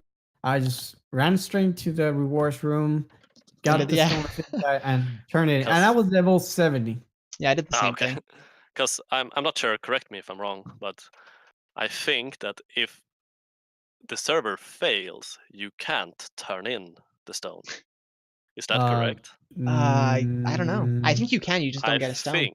If you had a stone from the Okay. year before, I think you can do it. Yeah, In that you time don't get frame. the stone pretty though. sure. Like if you fail, you don't get stones. Does anyone in the chat know? Yeah, I know that you can't get a stone, but Sorry, it's just on my first I picture. heard something about it. Like if the server doesn't complete the mission or whatever, the event, you can't turn in the stone, and that's why a lot possible. of people turned the stone in straight away. But I'm not sure. I have if to be it's correct honest. or not. I'm one of the players that doesn't read the NPCs when they talk to me. I've never actually read Milos and what he says. Maybe he has an interaction where like, hey, the Gorga's been beaten, you guys can use the stone today. Like I've never actually read that, so I don't know. But it's very possible like maybe you can't use the stone unless you've beaten them. I'd have to read the wiki again. I don't know if it's mentioned on there. Yeah. But yeah, the last article I think that we have to talk about on here is a little less interesting than the other ones. It's the new mounts. So there's new mounts again in the store for those who don't know. I Boreal love owl. that mount, not because of how it like. I love stupid mounts, and that's why I like this one. Like it looks so stupid, but it looks amazing, Right? and that's why I want it. But then again, it's like what 800. Yeah, I always thought like Bitcoin? it's kind of stupid to have mounts that you can buy. I feel like why don't they just put them as quests in the game or new mounts, like new items? I always thought like it's just Because money. exactly. But the one thing I have to say I learned about recently is that free account users can actually buy mounts and use them. So like yes, it is a money grab. Hey, you're a free account user, you don't want to pay for premium, but hey, you can buy this service and use it. So that's kind of still a money grab, but I think it's cool that the free account players have that option. They can still buy outfits and mounts on the store and use them. Yeah. Yeah, but it's too expensive. Like 900 Tibia coins. Yeah, I or... hate when they put like weird prices like this, 870. Like even if you want to get Yeah. it, you can't buy 870 Tibia coins. You need to buy 750 and then 250. As stupid as it is, the outfits are $40 Canadian for me if I want to buy one. If they were $10 each, I'd easily buy 4 of Yeah. them. See, it's weird if you think about it like that, because if you think about it, it's pretty much like buying an expansion for a game or something. Like, Yeah. and it's just Mhm. like, and it's only for one character as well. Yeah. So, Even other like, if you games would get that it have for all the characters, that would be another thing. Like, hey, yeah, Yeah, I'm fine uh-huh. spending well, that amount of Tibia coins if I do get it on all my characters, but it's just one character. Yeah. Yeah, that's true too. Yeah, I mean $40 or I mean it's $30 on US, I think. Yeah. That's way It's a lot of more money. than you would get a legendary skin on any other game. In my opinion, the store-bought items should cost minimum wage of whatever country they're from. Yeah. Like it shouldn't be a luxury to some people. It's a game that you're already paying a premium for. The extra premiums shouldn't be like bank breaking. But I guess And I understand that the high Tibia coin price. Like I understand. Okay, you want to make it 870 Tibia coins. That's Yeah. fine because it's gonna be Tibia coins that you buy through the game. Like you buy 800 coins. But I don't get why not just offer say okay, I'm gonna sell this owl for $10. No No. Tibia coins. Yeah. I just pay me $10, no Tibia coins in between, and that's it. So it doesn't. You don't have like you don't lower the price of Tibia coins enough that is like so low that everybody can get it. Yeah. Yeah. So like high levels can still like say, okay, I got enough money, I can just dump it into Tibia coins and get them out. I guess that's like what I said before. Right now it's $40. I would not buy it. But if they were $10, Mhm. Yeah. I would buy 4, which would come out to Yeah, $40 but it's anyway. there's But a then I'd have difference 4 products between instead of 1. there's a difference between paying $10 of Tibia coins Yeah, and just paying $10 $10 straight up. Yeah. because yeah, Because every world Tibia coins cost different anyway. yeah. Like a new world, so you could get a ton of Tibia coins. Well, you get less Tibia Had coins plus per flying month. book. And even $10, I would say that's a little bit expensive if it's per character. Like if $10 maybe account wise, it'd be nice. I don't know. Like Don mentioned, on League of Legends, the skins are way better artistically and way cheaper. On League of Legends, I used to play League of Legends. Obviously, it's free. It's a free game. People don't know it. And I've spent hundreds of dollars on skins on that game just because I'll see one be on sale. Like, oh my god, this skin's so nice. It's on sale for $5. I buy $20 worth of points, and I'll buy that $5 skin. Hmm. And then that happens over and over because I figure And like I'm thinking I'm free. wondering if like Sifsoft has a way, like, are they interested in tracking their TV, like what items get purchased on the store? I think they I don't already know have, if I don't want to say that they're because you bad at the can. job or whatever, Mm, but are they just tracking how much TVA coins do they get a month, or do they Yeah. actually see where the TVA coins get spent on? Well, I think they know what they're Because doing. you can This year, already tell in the store, like you can already like rank them from popular to yeah. least Mhm. Oh popular. yeah, So I didn't know that. I think so. Yeah, I'm pretty sure. This year is their most profitable year by far, though. Obviously, every year the products get more expensive, people have more money. It's like inflation and everything. But this year is their most profitable year so far in recent years by far too. I don't have the graph up to show, but they made a good amount this year. Yeah, yeah, they're definitely not losing profits. Yeah. Um, the next thing I wanted to mention on the Tibia news, it's on the news ticker. I don't know if people read this ever or interact with this, but right now Tibia Events is having an event, a contest called Once Upon a Time, or Once Upon an Event, sorry. I don't know if people actually pay attention to these, keep track of these or whatever, but for the people who do want to enter contests but don't read the news, this event's being hosted by TibiaEvents.com. You can go see you can go see the news ticker and click on the link there to see the information.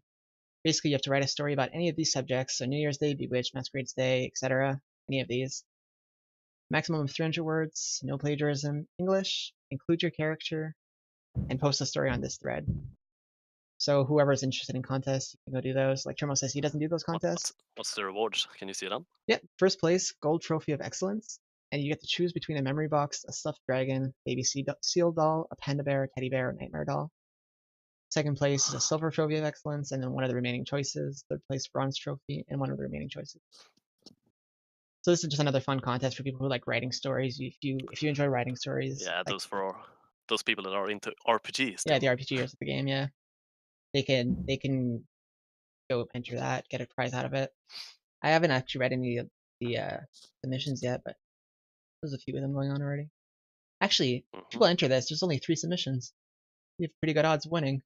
See, Chermo, you can compete and maybe win. The Even if next you don't like person, the contest, you can go. the next person to compete, as long as you're not the worst of the 4, you get a prize. Pretty good odds. Believe in yourself, Chermo. But you know what? After this video, I might go write a story for this. 1 out of 4 odds of getting a reward. That's pretty good. And the contest ends Yeah, October but 15th. if you want to know like contest, a lot of people just wait until like the last day. So Yeah, usually for sure. So you don't give contests your always ideas look to other like people. this. Like, oh, it's like 2 people who have submitted something, but then like the last day is like a swarm, like an army coming in with all their submissions. And it's actually a smart thing to do because then your story or your submission is fresh, and the admins of that server will probably like it more because they've seen the old ones like every day, like, oh, checking on the site, checking the submissions. So it's a smart thing to do. Yeah, for sure. The next part of the show. So like now that we have the Tibia news out of the way, we want to start moving into the communities of Tibia. So the communities involved, there's a lot of open communities right now that people can go to talk about Tibia and just share ideas and everything. There's Twitch where we're on right now, obviously streaming live. There's a bunch of streamers, a few of them in the chat right now, actually, like Adled. We want to start off by showing a few. Well, I wanted to show the top 3 most popular Twitch clips of this week. They're gonna date from a few days back though, because I got the links a few days ago, and a few other things after that. But if you guys want to watch a couple clips with me, Yeah. you have to think about it. You're like, maybe, I don't know. Do I have to? This first clip's a little interesting because at the time that I went to get the clips, it was after Mo2. I mentioned one of the streamers in the chat, okay? For the time that even Krisph, you're a streamer, and Bromsson, you guys both have your Twitch channels. But at the time that I went to get the clips, this was the top clip, and I don't know what it is. I didn't do any research after this, but this is a clip from. Let me get his name really quick. His name is. It's okay. The chat knows. It's okay. BR Chucks. So I'm just gonna play this really quick.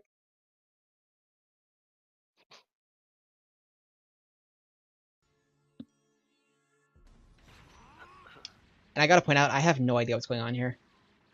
I don't know if this is a version of Tibia. I don't know why it's linked on Tibia. Is this an OT or is it like? Wait! I recognize the characters in the game though. Yeah, actually it's the names? One Piece characters. Right. Oh, is it a One Piece version of? It's a One Piece Yeah, OT? yeah, that guy. He's forgot his name. Well, we don't have to. Yeah, well, the guy with the fun. black cape is one of the main characters. Shanks. What's his name? Yeah, Red Shanks, Shanks. exactly. Yeah. Yeah, this was the top clip of the week with 2,500 views. Adult plays this Naruto game. Yeah. Sorry, EA. And it's in the Tibia. I was surprised to see this as the top clip. It's hype because that character to the right is a rare unit. Which one? The tank? This guy? Or the one with the rare unit? I have no idea what that means. That Shanks grinding missions over 750 times. Okay, so I guess that makes sense. But Okay. 2,500 views. Does that mean this game is like presently more popular than Tibia, like the actual game? Because more popular than Tibia? Yeah, well, on Twitch anyway, it seems to be. Well, this one clip today, I went back. It's not the top clip anymore of this week, but there's a few clips of this game in the top like 30 clips. So I thought that was a little interesting, and I wanted to talk about that a bit. It's new, and I guess it's gonna show up on Twitch TV. Most show up clips for now, but it's gonna. I think there's a bunch of games like that. They just end up dying. I don't know. There's a bunch of people playing Pokemon versions on Twitch. That one I used to play actually. I used to play the Pokemon one and the Dragon Ball Z one. There was like a period between 2009 and 2016 where I stopped playing Tibia because it got to a point where I didn't enjoy it too much. And I played OTs a lot. I played PvP OTs for like years. I tried the Dragon Ball Z one. I tried the Pokemon one. Medivia was actually the last one I was playing before coming back. It's funny though, because all of these lookalike games, they still go under Tibia on Twitch. Yeah, exactly. Because all the OTs are under Tibia. I guess. Yeah, but even the games who aren't Tibia, like for example, the One Piece clip there, it was. But I think it's an OT. Tibia, I think it's based on Tibia coding. I'm assuming. I'm assuming it's an OT version. Yeah. Before coming back to Tibia, I came back last December, and before that, I was playing Medivia, which is the 7.6 version of Tibia. They completely revamped that OT now. I don't know if we want to talk about OTs on this show or not. Like I don't know if we want to advertise that or not. But there are OTs that people have that they can play if they are of Tibia or whatever. Medivia was the 7.6 version. I think it's okay if we mention them. I would not advertise them though. Like just say they're out there, kind of thing. Yeah. And yeah, I was playing Medivia as a 7.6, and while I was playing it, it was kind of fun. I got to level 80 on a night. I was like, I'm killing behemoths one by one. I'm killing these creatures one by one. I kind of wanted to see what Tibia was like. And through playing OT, I came back to Tibia. And I now have been back on Tibia for almost a year. And I'm very happy that I'm back on Tibia. I think they've done well with their game. What'd you say? No, I was going to say you should send a thank you. Say a thank you to email Medivia to for getting me back. Like, oh, thanks for... Yeah, I think there's good Maybe options play other OT. than Tibia, but I think Tibia's come a long way too. I think their game's actually fun to play now with the quick looting, with all the options for team hunting. I think Yeah. it's actually an enjoyable game now versus what it was for a few years. Wow, are you saying it's not enjoyable or wasn't enjoyable before? There was a time, man. There was a I time. guess looting. I hated looting. Yeah, Like dude, looting really. sucks, You know what you guys do then? You don't play Knight. dude. I Okay, I'm played doing a little rant Paladin, and that here. was basically what the vocation was for Yeah, low levels. Like they were the the donkey, the loot donkey. donkey, Yeah, exactly. Yeah. I'm pausing the stream here to rant for a second. I'm. Oh, Adlad, if you think he sounds familiar, he sounds like Bubba Game, but he's not. Yeah.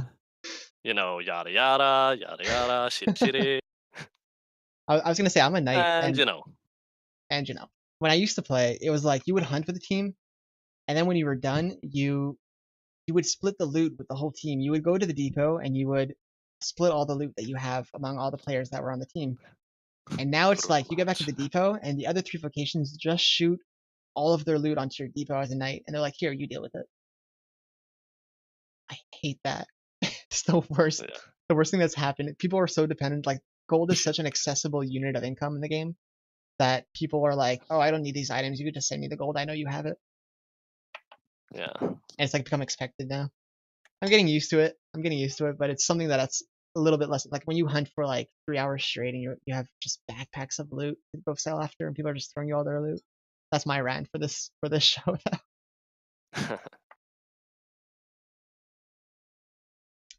This Oh, trying to read the chat as Kurva we're going match. to.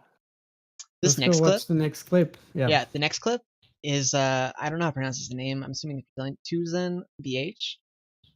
This clip there's a couple versions on that were highlighted. I'll go ahead and play it. Obviously, we're in the Fromber Citadel here. Fromber is about to spawn. So if you watch the battle list, you'll see Fromber for a couple seconds there.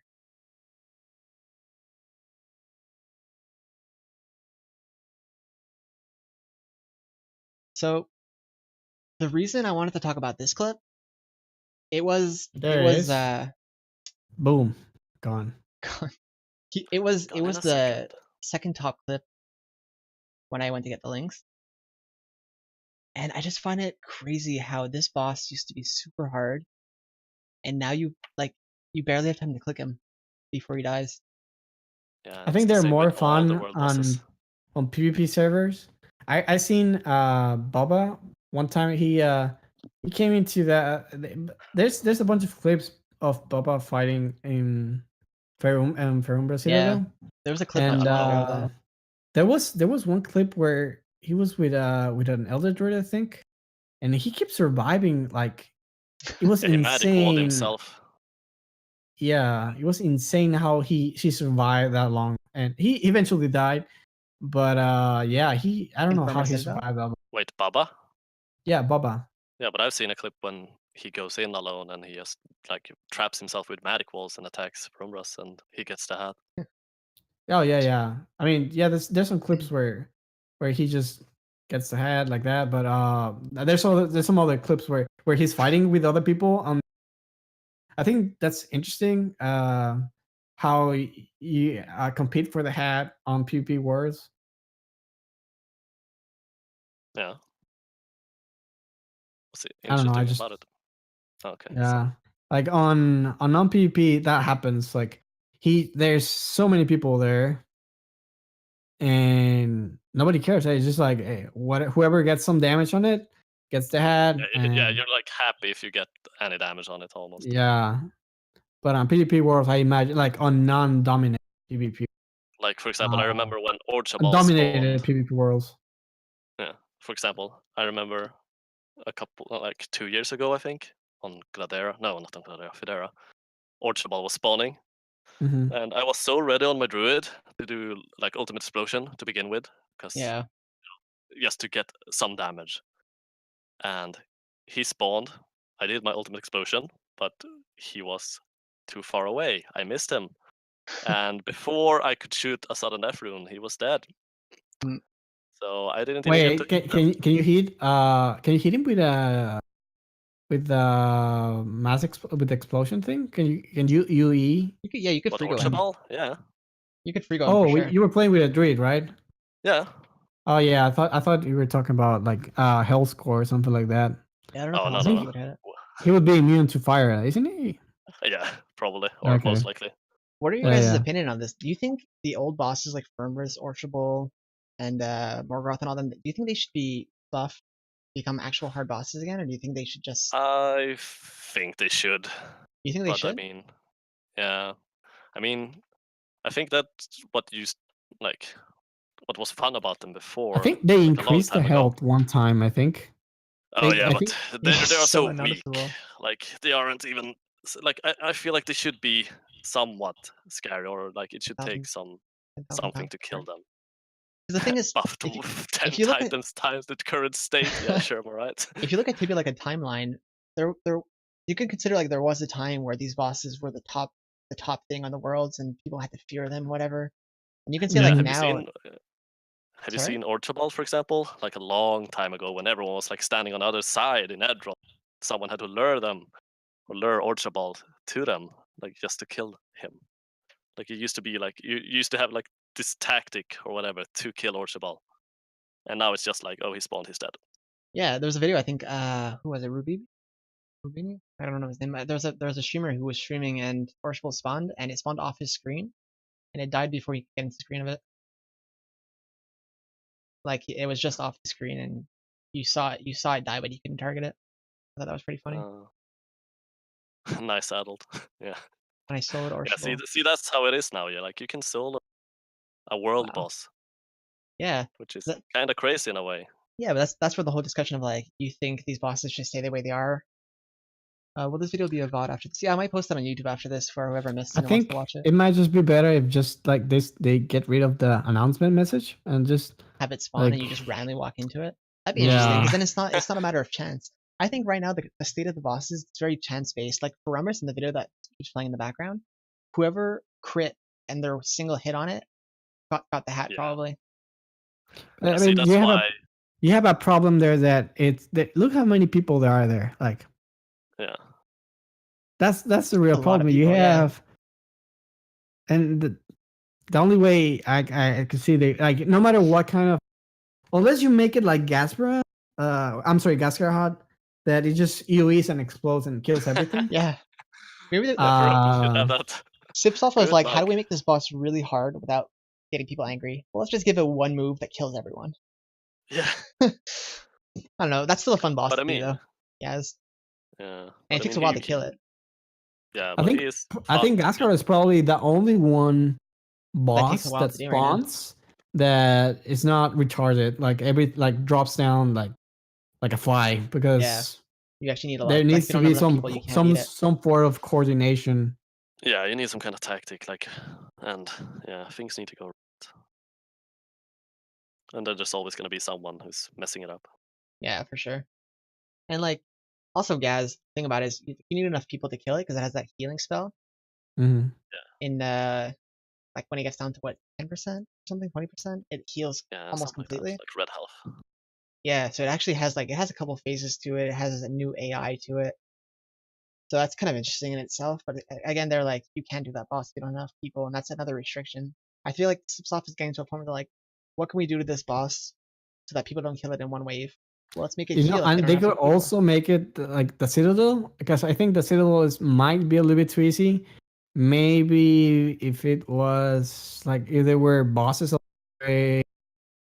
or something that slow down people, like going up Citadel is Traps and everything. challenging. I don't Sends you know. back to the start. Yeah. It'll be like a parkour map to Yeah. Ferumbrus. I mean, after all, That'd be interesting, dude. they got this like the whole mechanic of this is that you're climbing up Ferumbra's tower, and I don't get that feeling anymore because everything is that you just run past everything. Yeah, when you look Yeah. at it, when you look at the new mechanics of like HOV, Heart of Destruction, there's a few bosses in there. Like their mechanics are kind of cool. Where like if there's the one where if the thing spawns and you hit him, he heals instead of getting damage, and you gotta kill that thing first. They could do like a boss that's like in a Pits of Inferno throne type room where like you got to get to the boss at the end of the room, and on the way there's things you got to do if we can actually kill the boss. Right now, all the bosses are like in this video. You group up at the spot where the boss spawns, and then as soon as it spawns, you kill it. Like there's no work up to bosses anymore, except for the pale count. I think the pale count is one of the exceptions where like you actually got to do something before the pale count spawns, Yeah.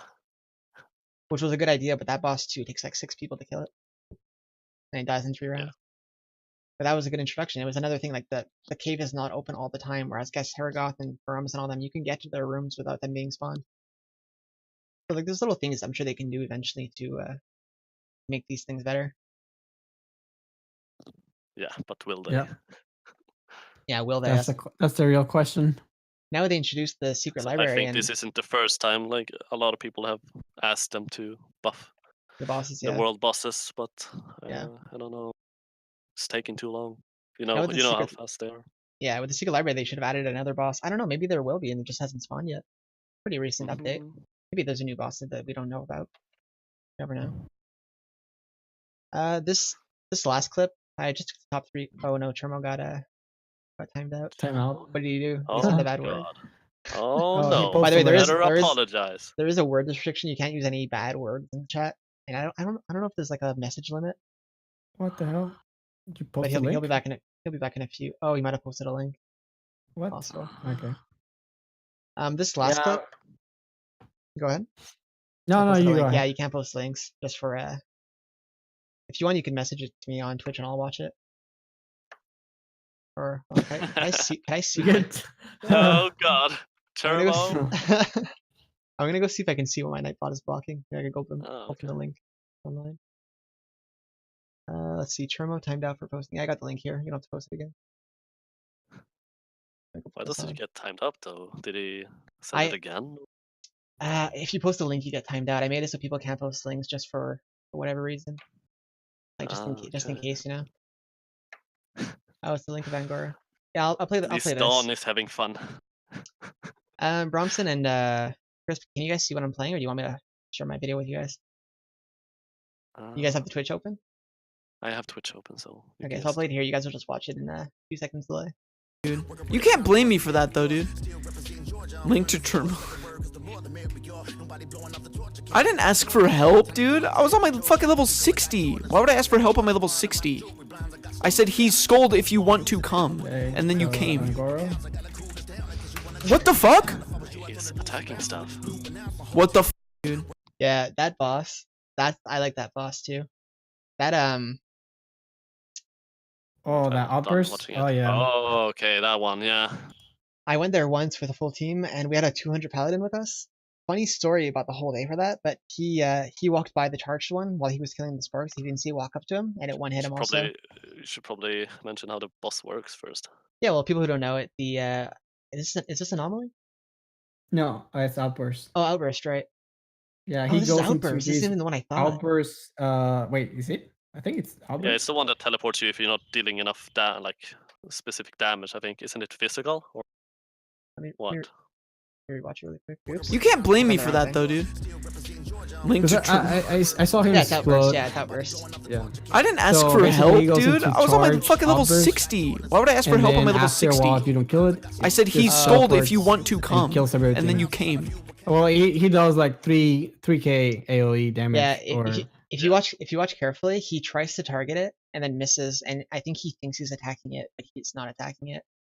So like right here, you guys are gonna watch in a delay there. He goes to click on it, misses, and then I think he's trying to use stone shower. Oh, he's using stone showers. Never mind. But then he explodes. See, that boss is the kind of boss you got to do with a full team. There were only 3 players there. I mean, as long as you E-ring, yeah, you can tank the damage. Yeah.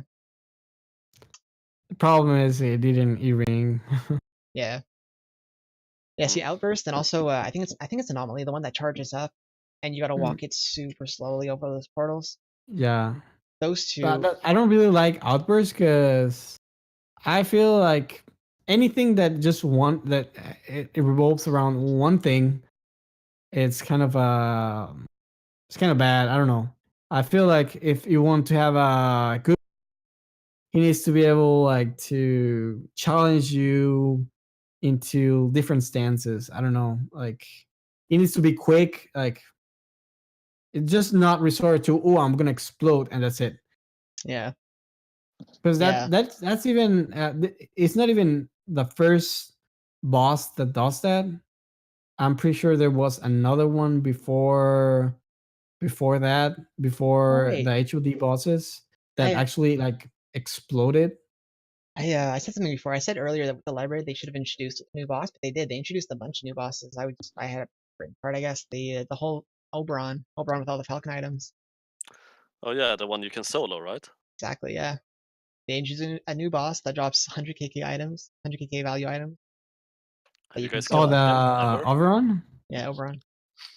Yeah, Oberon. Have you guys killed him? I Ever? haven't. No. No, me neither. If you guys want to go, I'm just saying we could go the three of us, two other people. They're a pretty good team. As far as I understand it, some people take like 300. Yeah, some guy said that it took him like 300 tries, and Get he a actually drop? didn't get anything. I think in 300 tries, like on different characters. Yeah. Oh, I It's think pretty Sherma rad. got So banned by the Nightbot. Hold on, I gotta figure out how to undo that. Poor Shermo. Feels bad, man. Hey, anyone knows how to use Nightbot? help me get through this. That's the reason, Jay, why I removed Nightbot from my Twitch. Because Yeah. he started doing the same thing. Can I just That's what write? he's doing now. I just write Poor unban. Shermo. He only wanted us to be happy. I'm testing things here. Did that work? Oh, unban. Okay. Thingy like that. Invalid username. Oh, without the 9. Okay. There you go. You should be able to talk again. The return of Shermo. Test. Test. Welcome back. He's alive. Quick, send a link. Send a link. Yeah. There are bosses in Wanna each move on to the portion of the next elements in that library. clip? Yeah, sure. The last clip that I had was something that's been heavily debated on Reddit right now. So it's something I thought would be worth mentioning. It's heavily debated on Reddit. There's a proposal going on right now to get it removed from the game, and Dargon Lee advocates heavily against this. It's the xlog function that you can make your character xlog in game. So just to play a clip of this. This guy's actually you see Leon in the Twitch in the stream here, and the guy keeps xlogging on him to get him killed, and then to get himself out. yeah, I've seen this clip before.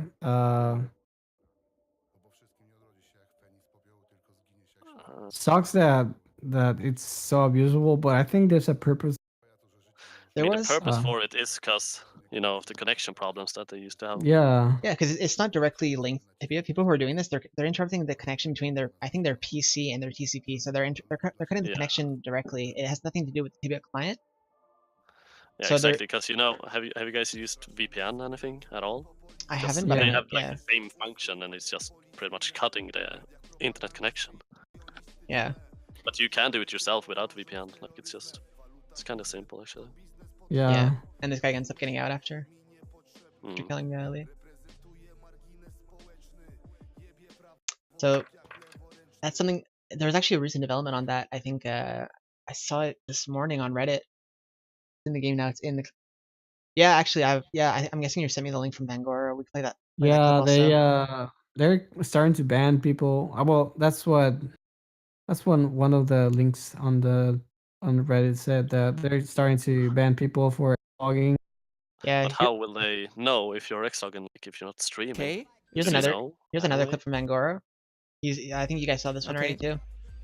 Wait for your ping to go to about 4K. You'll see it says 4,000. Then all the monsters stop targeting you. It's like a smart No, exit I've actually in the haven't game, and seen you can this mana up. before. Like I the think I've monsters caught you still this won't though, even attack Bromsson. you. Yeah, this is the And trick it doesn't when you reset your right click hunt on your analyzer. client. Yeah. Like, Oh at the yeah, top. I wouldn't recommend trying this if Makes you're your not HP client as a mage, like though. freak It's really out and sketch. thinks It's that you're. it's something that we actually use regularly because it's in the client where if you want to teleport yourself, you can trap yourself with two creatures in a teleport area, and then force yourself to xlog like that, and your character actually doesn't log Mhm. out. So the summons stay up, but your character reconnects. You teleport yourself. It's a self teleport in the game that is triggered by the game itself, so like there's no external help. The only problem with that though is if you have a really solid connection and you're in the middle of a big spawn and you try to force that, it like for Van Goro it took 4K ping for him to disconnect. For me it takes 15,000, so I gotta sit there for like 10 seconds before my character disconnects. So it's not super useful for everyone Well, to keep use. doing it and you're gonna get banned. Yeah, that's Aha. something I wanted to mention. Like now there was a reason I have to go find the clip of it. But or not the Gotta clip, use but those the teleport scrolls, man. Those 250 coins. See? yeah. Oh But god. the thing about X logging is that creatures stop targeting you, right? So it's like people use it to get out of tough situations in PvP, whatever. I don't believe anyone Yeah. got banned. Well, Chermo, did you see the post? No names were revealed. That's true, yeah. Actually, the way it was posted, the picture that I saw, I have to try to go find the picture. First player, yeah, here it is. An It's imagery. kind of weird because it says it was on the comment. It said something about this behavior. Yeah, so it says Which destructive it's behavior. an old rule. Like I feel it seems kind of weird that they would say they would come out of the blue and say, Yeah. okay, so this thing is destructive behavior, and we said that we're not gonna. I mean, we removed the rule from the TV rules, and we are not actively punishing people for that. And then out of the blue, it just says, "Hey, Yeah. I'm banning you for destructive behavior." Yeah, for sure. Wow. But also, if you look at this picture, he says no names were revealed, but it says complained. You already complained about this, so the person who posted this, like they posted their own picture. You know, it's not obviously it's not a. Well, I guess that's a stupid thing to say. You can't see other people's pages, but Yeah. yeah, if it is something that's being implemented, I think people who do abuse it should be punished. Which is ironic for me to say because I use it. Just I don't think I abuse it. The only times I use it personally on my character is, yeah, I guess it's straight up Yeah, abuse. but you're not really using it for like getting out of traps though. No, are you? Or have you I tried it? definitely abuse it, man. If I'm in an 8 box in prison or something and my druid dies, the second he dies I press the Uh, hotkey. but why does your druid die? Hello? Oh, Just because it's kidding. bad. No, it doesn't happen often. Like it happened once too. It happened once too that I had someone, my whole team KSing us in prison. So I Yeah. would 8 box myself. I had my druid healing me, and I told him I was gonna do it. And as I was 8 box, the other knight would come up and start killing. I would just X logs. Everything would switch to him, or I would go next to the druid. I get Xbox, I would get 8 box the next log.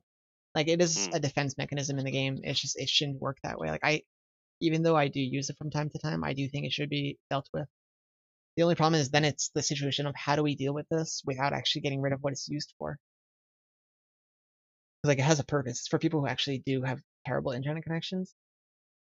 Yeah, because they added this when they had a ton of problem with DDoS, I think. Yeah. So it was Yeah, kind of true. It was a while ago, right? And yeah. that's another thing people So keep saying is that the DDoS is done, so you should get rid of this feature now. and I think they got DDoSed because then they would give out the vouchers. So I mean, but now Oh. there are no vouchers anymore. Which also I don't think is a bad thing. Apparently, people were DDoSing the servers on purpose to trigger Yeah, that's what vouchers, I just sell meant. them. Yeah, just to get vouchers. Yeah, Yeah. and they would sell characters that had vouchers. I don't know if that was a profitable thing for some people. Yeah. I'm thinking now. Chermo got timed out, and I had to unban him. Is there anyone else that got timed out that I had to unban? I don't think so, right? No, you're probably fine. Fingers crossed. Phenomenal Don. I don't think he got banned. Okay. Yeah, date is 4906. Acknowledgement is 5009. Yeah, That that's is 1 minute. pretty yeah. The last edit date. Yeah, that's pretty fast on Sip's behalf. Unless it was Sip themselves who reported it just to go accept it right away. Maybe. Fake news. Yeah, it might be fake, but I mean, it sounds weird that they would just come out again to ban people for destructive behavior. Yeah, I think it's And relative. Like if you watch Dargor Lee, he has tons of Twitch streams. Tons of Twitch clips that he posts of him in PvP situations where he'll yeah, trap but the X person he's logging killing. is not something new. Like No, but No. it's people have been doing it since but now there's an auto hotkey for Long it that time people are ago. using, so you can literally But log out I and mean, log in. even the auto hotkey key is not. It's not new. I guess so. It's pretty old. Yeah. And I guess Dargo. I'm sorry. Dargo Lee has been very public uh about him like getting annoyed by the Xlog, and he thinks he's important, and he has made his case on the Tibia forums. Yeah. But to think that they would just like go, oh my god, everybody's complaining about this thing, we should just start banning people. I just don't see it on TV. Like I don't see it that mentality from Sipsop. Like Yeah. I don't know. It's if they are taking an action against it, it'd be nice. Like it's nice to see them actually getting involved with something that people are regularly complaining about too. mhm. I don't know. Whether it's fake or not, it's something that's still up in the air. People are still talking about it, wondering if it's something that should be dealt with or used or not. Particularly by Lee, he posts a lot about it because it happens to him very often. Like every time he posts a clip, it's someone X-logging on him and getting him killed. Noping is yeah. still a thing. What's noping? It's No a ping is a VPN. tunnel, well VPN, Yeah. whatever. What does that do? tunnel, yeah. I used it. It worked It's great. just It it worked gives great. you a better It worked great, connection and then to it the didn't game work great. server. Well, it's like, so the way the internet works is there's routes to the servers, and basically there's some routes that are slower than other routes, just like on traffic. If you want to go around the traffic, you don't take the highway, you take Shortcut. shortcut or whatever. Yeah, exactly. And so basically noping is basically the same thing. They offer an alternative route, maybe a less congested route, maybe just a shorter route, better, I don't know, better latency on that. Yeah, so And pretty much like me being from the EU, like I'm pretty much like playing from the NA all of a sudden. Yeah. Well, you just get better routing. That's basically it. Yeah. yeah, I've never heard of that. I don't know if it's still a thing or not. I've tried on United States like ISPs, and I didn't really see much of a difference. I guess right now, back in the day, before before whatever they have now on Amazon, they use Prolexic. I don't know if they still rely on Prolexic, but Prolexic servers were on a different part of the country, I think. And so first you were connecting to Texas, and then you were connecting to New York, like once Prolexic kick in, because you were not always connected to the server in Texas, to the server in New York where Prolexic were. And so Okay. basically, whenever they felt like there was a DDoS attack, they would switch to their Prolexic servers on New York, and everybody would just lag out because the routing was bunkers, and like you were Yeah. going through the country. All the time, yeah. Yeah. I think I Yeah, remember that. and they switched to Amazon a couple years ago. Even one SIFSOP ex-member posted on Reddit that he was an advocate of moving game servers to Amazon. So I'm guessing they actually did move the servers to Amazon. And after that, I feel like the internet problem, the routing problem, got over. I don't know which network infrastructure they used before, but it wasn't good. Yeah. That's yeah. Anything else too? I'm not sure what to add to that though. No. Yeah. But I just want to do a little recap for people who might have just tuned in to the channel recently. So far in this show, we've been on for like about almost 2 hours now, I think, or an hour and a half. Almost Uh, 2 hours, yeah. Yeah, we've interviewed Krisph, who's the guild leader. We've gone over the Tibia news, just the general news from this past week, things that have been going on, and we've looked at some Twitch clips. The next thing we want to do is look at some Tibia proposals on the website, because I feel like a lot of people have proposals that they submit every week, and not a lot of people take the time to read them or look at them.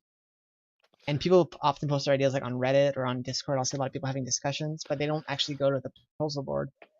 So I just Yeah, it's wanted to look at because I feel like people don't use proposal boards or like Tibia forum as But they they used should. to. So, Yeah, exactly. yeah. That's why I want to just shed some light on it. Look at a few proposals that have been getting a little popular that I like. I'll be a little biased here. And I think if people are interested in them, they should also go check them out. They should also go post their opinions on the proposals. Look for some other ones and maybe post their own proposal. Because proposals are like most of the things you see that have been adapted in the game have derived from proposals. A lot of the things that we see now are directly implemented from proposals that people posted. So it's something I think we should take a little bit of time to look at. Sure. Sounds So good. so the first proposal that I found was someone saying make sorcerers great again. And Yeah. basically, yeah, so basically he's saying he's been playing since 2004. He's always been a sorcerer. He's at 468 sorcerer right now on Exclipsion. Increase damage. Yeah, and he says his ideas for bringing sorcerers back to life are to increase their damage by 20 to 30%, which I think is a lot.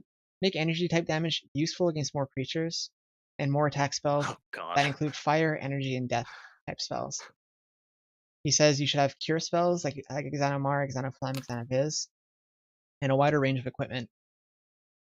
He has a few other things here like explosion runes, the size of burst arrows, an enchant party magic level, create a mana transfer spell, etc. So this got me thinking like you're a 440 druid. We've got a 270 paladin here who actually Bromsson, you've recently started playing a sorcerer, a level 100. I also started playing a level 100 sorcerer recently. Where do you guys think sorcerers stand right now in terms of vocation? I mean, I feel like they are like one of the strongest characters in the game right now. Yeah, I think sorcerers have such an amazing early game. Like Yeah.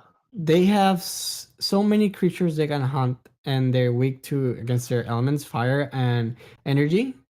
Yeah, But I it don't just really understand what feels, he means with like the second point there, like make energy type damage useful yeah. against more I creatures. feel Like, like, come on, energy is like the element that's like you can yeah. I mean, use when you can was use the energy last on team? almost everything.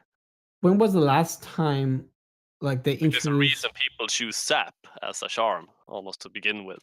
Yeah,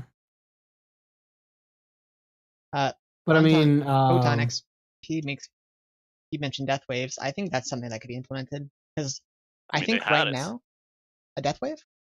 Yeah, sorcerers used to have death wave Oh, I didn't know that. Did they like actually? they a have long death time wave. ago. Yeah, death wave. Oh, I don't remember the spell name, but they used to have a death Oh, wave. I'm well, yeah. pretty Well, sure. the current Oh, they were energy like wave. before I played, so it was Yeah, before my time. But I know they have it or had it. Exavo Viz her right now. Before was Exavo Mar her. Yeah, It well, was, exactly. and I think it was physical damage. It wasn't death or yeah, energy. like Oh, was death it? back then didn't exist. Like Yeah. SGs were death, and even the health score or ultimate explosion was, Yeah. Okay. You cut out there a little bit, bro. Did we just lose it's him? like, Oh no, never mind. I know mages have like sorcerers, they have such amazing tools to level up early. Like their one is absolutely stupid. Like they get a crit 3/1 Yeah, level 80. for 15 minutes. Like half the time they get a crit tire 3/1 for what? For free basically. Yeah. The mana cost magic, and I think that's really dumb. Like if you're gonna start a new server and nobody goes like, I mean they haven't done HOD or I don't even think that The anybody vice would bosses. even think about like, doing the forgotten boss. Yeah. You only have like sorcerers with tier 3 crit once, and I think that's a big bonus sorcerers have.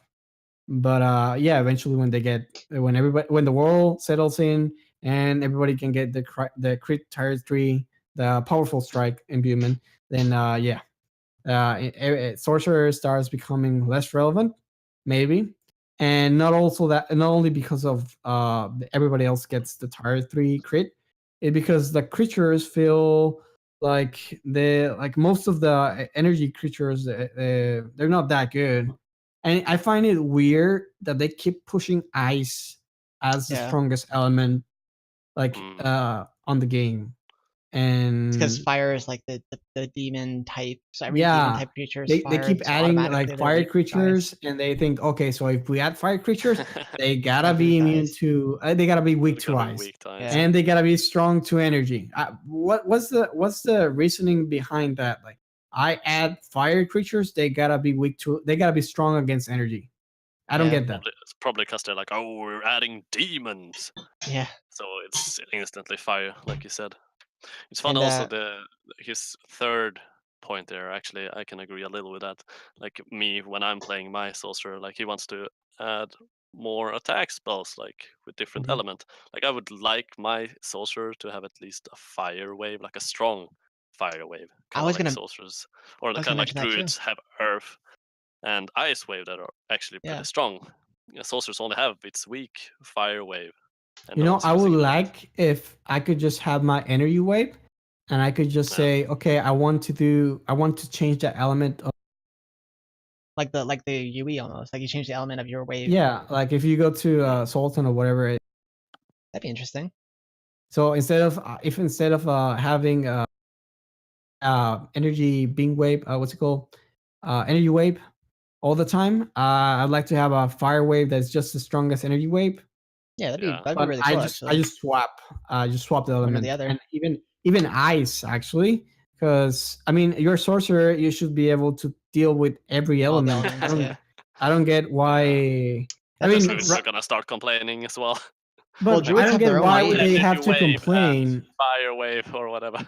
Because I mean, you have all the utility in the world, PvP and non-PvP, Yeah, Yeah. true. But Because right and now, you also druids have like aren't the as best strong. element Yeah. on the game, and it doesn't make sense that the sorcerer get the weakest element.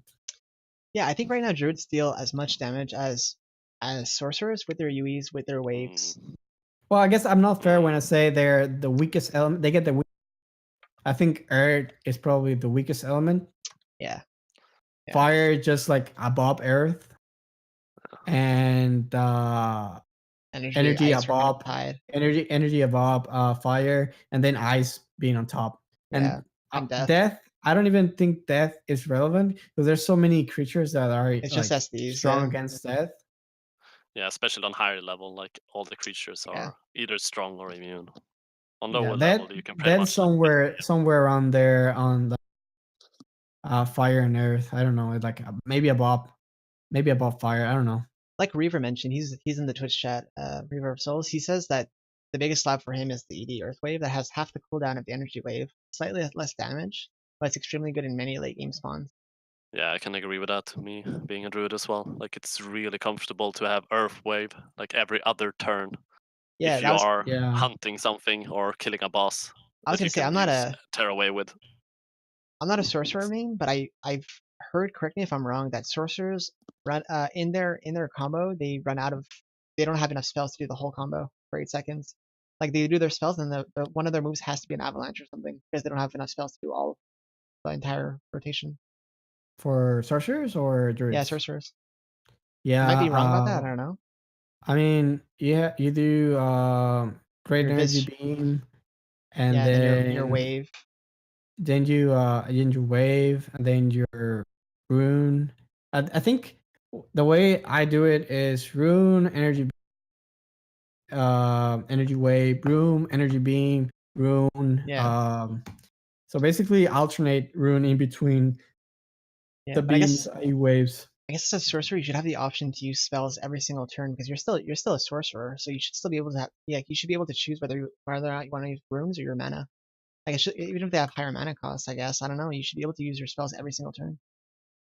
It's also worth I considering mean, mana. that was mana there was a time where sorcerers were like Yeah. really, and they could spam UEs. Everyone could spam before. Yeah. There Yeah, was but no cooldowns, like before cooldowns existed. yeah, Yeah. but Yeah, sure, druids had a lot sorcerer more was mana. super dumb with like spamming their spells. Yeah.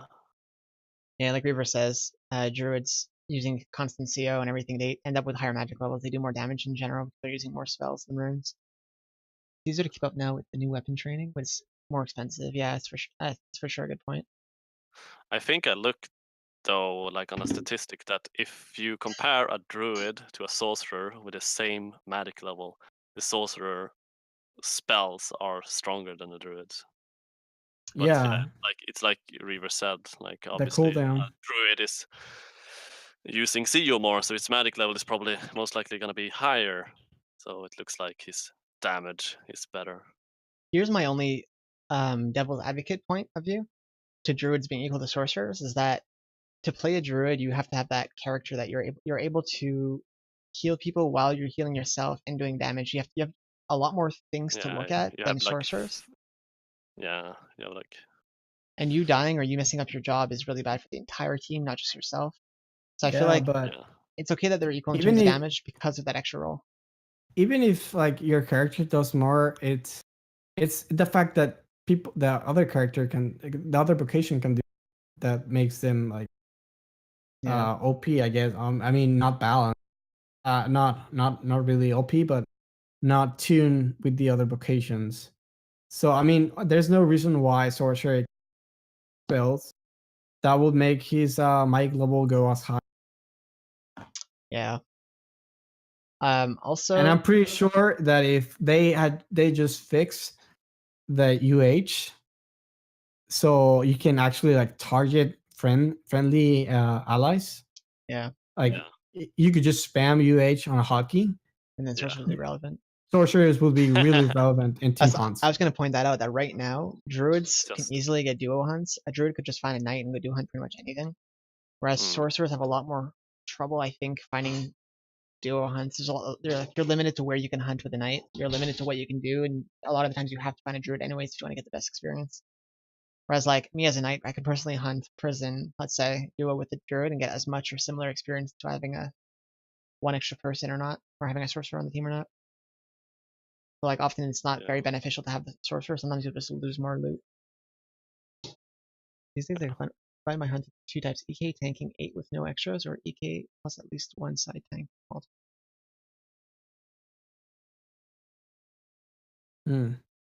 Yeah, so I don't know. I guess it's something that Sipsoft has to look at eventually if they wanna work on sorcerers, make them better than they are right now. If they personally think that they're not as good as they should be, or if they're better than they should be, I don't know. I don't know what their point of view is. Something that'd be really interesting is one day if we could actually get a Sipsoft employee on this show and talk to them about everything that the community talks about and try to get actual concrete answers, like what their plans are, what they think about all these things, the vocation balancing. I mean, it makes like OP a little bit that sorcerer could hit as hard with any other element, but I think it's uh a reasonable boost to the character. I mean, right now sorcerer is, what are their role? Damage dealers basically. Yeah, that's what they've always been. Yeah. Yeah, they're the damage And dealers. Yeah. they bring no utility. So either you fix the utility that they bring to the party in a way Yeah. that they become relevant. So you have a knight that tanks, you have a druid that heals, you have a sorcerer that does something for the party that helps the Hey, they party. boost your magic level. I mean, that's laughable. I mean, not always. I guess there's some where you can contract like the mic level debuff. I think that's the only thing good for what the mic level party boost is, like to contrast the debuff of mic levels. I don't know if you guys remembered, but a while ago, maybe it was last year, they were talking about something. For example, they were talking about sorcerers may were planning on like giving them more spells that would like weaken the monster, like make Oh, them really? like silence Yeah, them, for example, so they can't use spells and See, things like that. that would still help the druids debuffs more than would the They brought sorcerer, be that though. up like really last year, I amazing. think, but I haven't heard anything more. So And that that still wouldn't help sorcerers though. Like if you're in a team hunt with the druid that's doing more damage than you, and you make them ops weaker, the druid's still gonna do more damage than you. Oh wait, but no, you can make a different kind of debuff. For example, the If it's weaker to energy, let's say. lower the resistance. For example, let's Yeah. say I throw a rune that just like lowers their energy resistance by 50%. What'd be interesting actually is if sorcerers got a debuff that if used on a creature, their resistance, like you said, the resistance to, let's say, energy specifically gets weaker. And if the Mhm. creature is immune to energy, they become unimmune to it to like 30% or 50% or 100% or whatever. So they could debuff a creature with like a 5-minute timer or whatever, and then do energy damage to that creature for a time I limit. mean, I said energy, but it could be every resistant. I guess I'm saying it energy would because I'm be trying to see this OP. in a way that sorcerers get out on top on damage as far Yeah, as but sorcerer you want to versus see druid. it in a team hunt context. I think that Yeah, utility that brings to the team. So I guess lowering the resistance by half of ice maybe would be better than lowering the resistance of energy overall, because that yeah, that synergize with the sorcerer, but not really with the whole party, unless the whole party is sorcerers, I guess.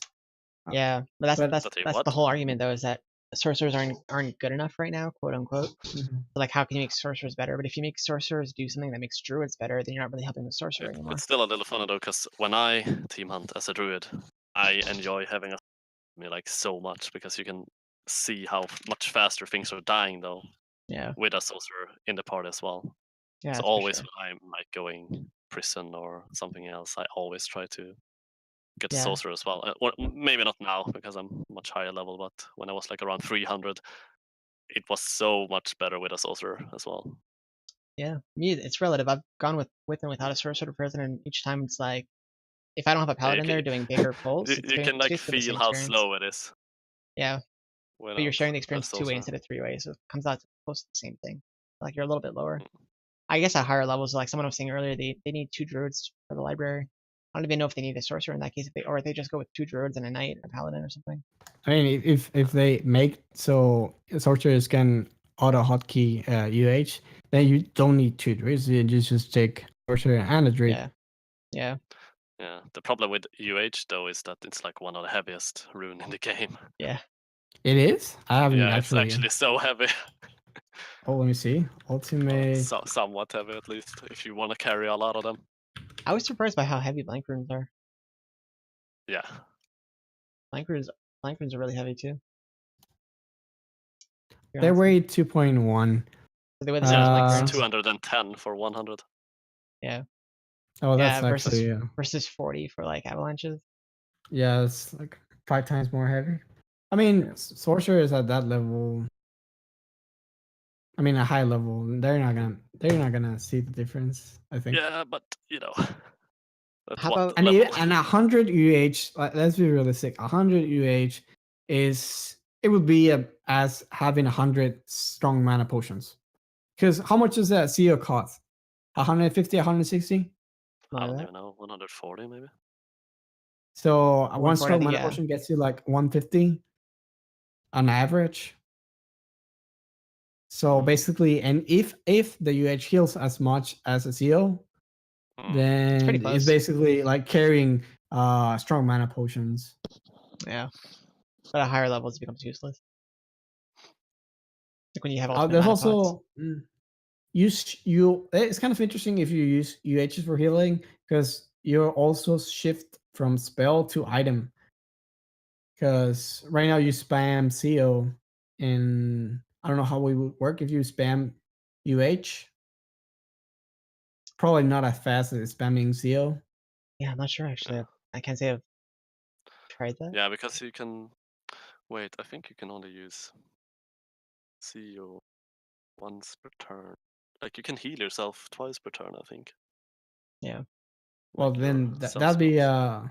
well, druids would still have an advantage, I guess, in that scenario. Druid. Better I than still like Master Master Sorcerer. General Sorcerer. I mean, consensus. even if they're not like the best right now, I but mean, so Master Sorcerer is really Well, relaxing to here's play. here's the next debate. The next proposal that we're gonna look at is someone recommending adding a new vocation to the game. What are I your think Mm. that's asking for too much. asking for too much? Yeah, Because the game is 20 years old now. It's only ever had 4 vocations. Do Yeah. you think it there's so deserves much there's so much the there's whole so game's much built about around the these game 4? that revolves around vocations, I think. Yeah, And you adding a new vocation is like changing how the game works yeah. in Yeah, but that that could be a context. good thing as well. Like, well, it depends. Like, I think it's I could see it if they add like a third promotion or yeah, it's a second promotion. I thought about that too. Yeah, second promotion, like level So 300 or like something. sorcerers they did you can guys branch see? out to different vocations, like not different vocations. They become more specific to a type of damage or whatever. Like one Wait, could can I be can I like cut you off there? Because they yeah, yeah. actually talked about that not like super long ago. They What's that? were speaking of a second promotion, Kipsoft, and they Oh were yeah, yeah, yeah. yeah. So Druid, for example, we're gonna focus more on damage or more on healing, and that's where I got the like weakness sorcerers, like being able to weakness monsters and everything. It was from that proposal as well. Like they were thinking sorcerers being able to like crowd control more or deal even more damage, and knights being able to be more like of a berserker class, like a barbarian, Yeah. or more of a tank, and paladins and so on. So they have thought of that as well. It's just they're not very fast. Yeah. Yeah. I Maybe think something that like that that would be eventually. nice. Like you would still be a paladin and or a knight, but you'd be a paladin and something else.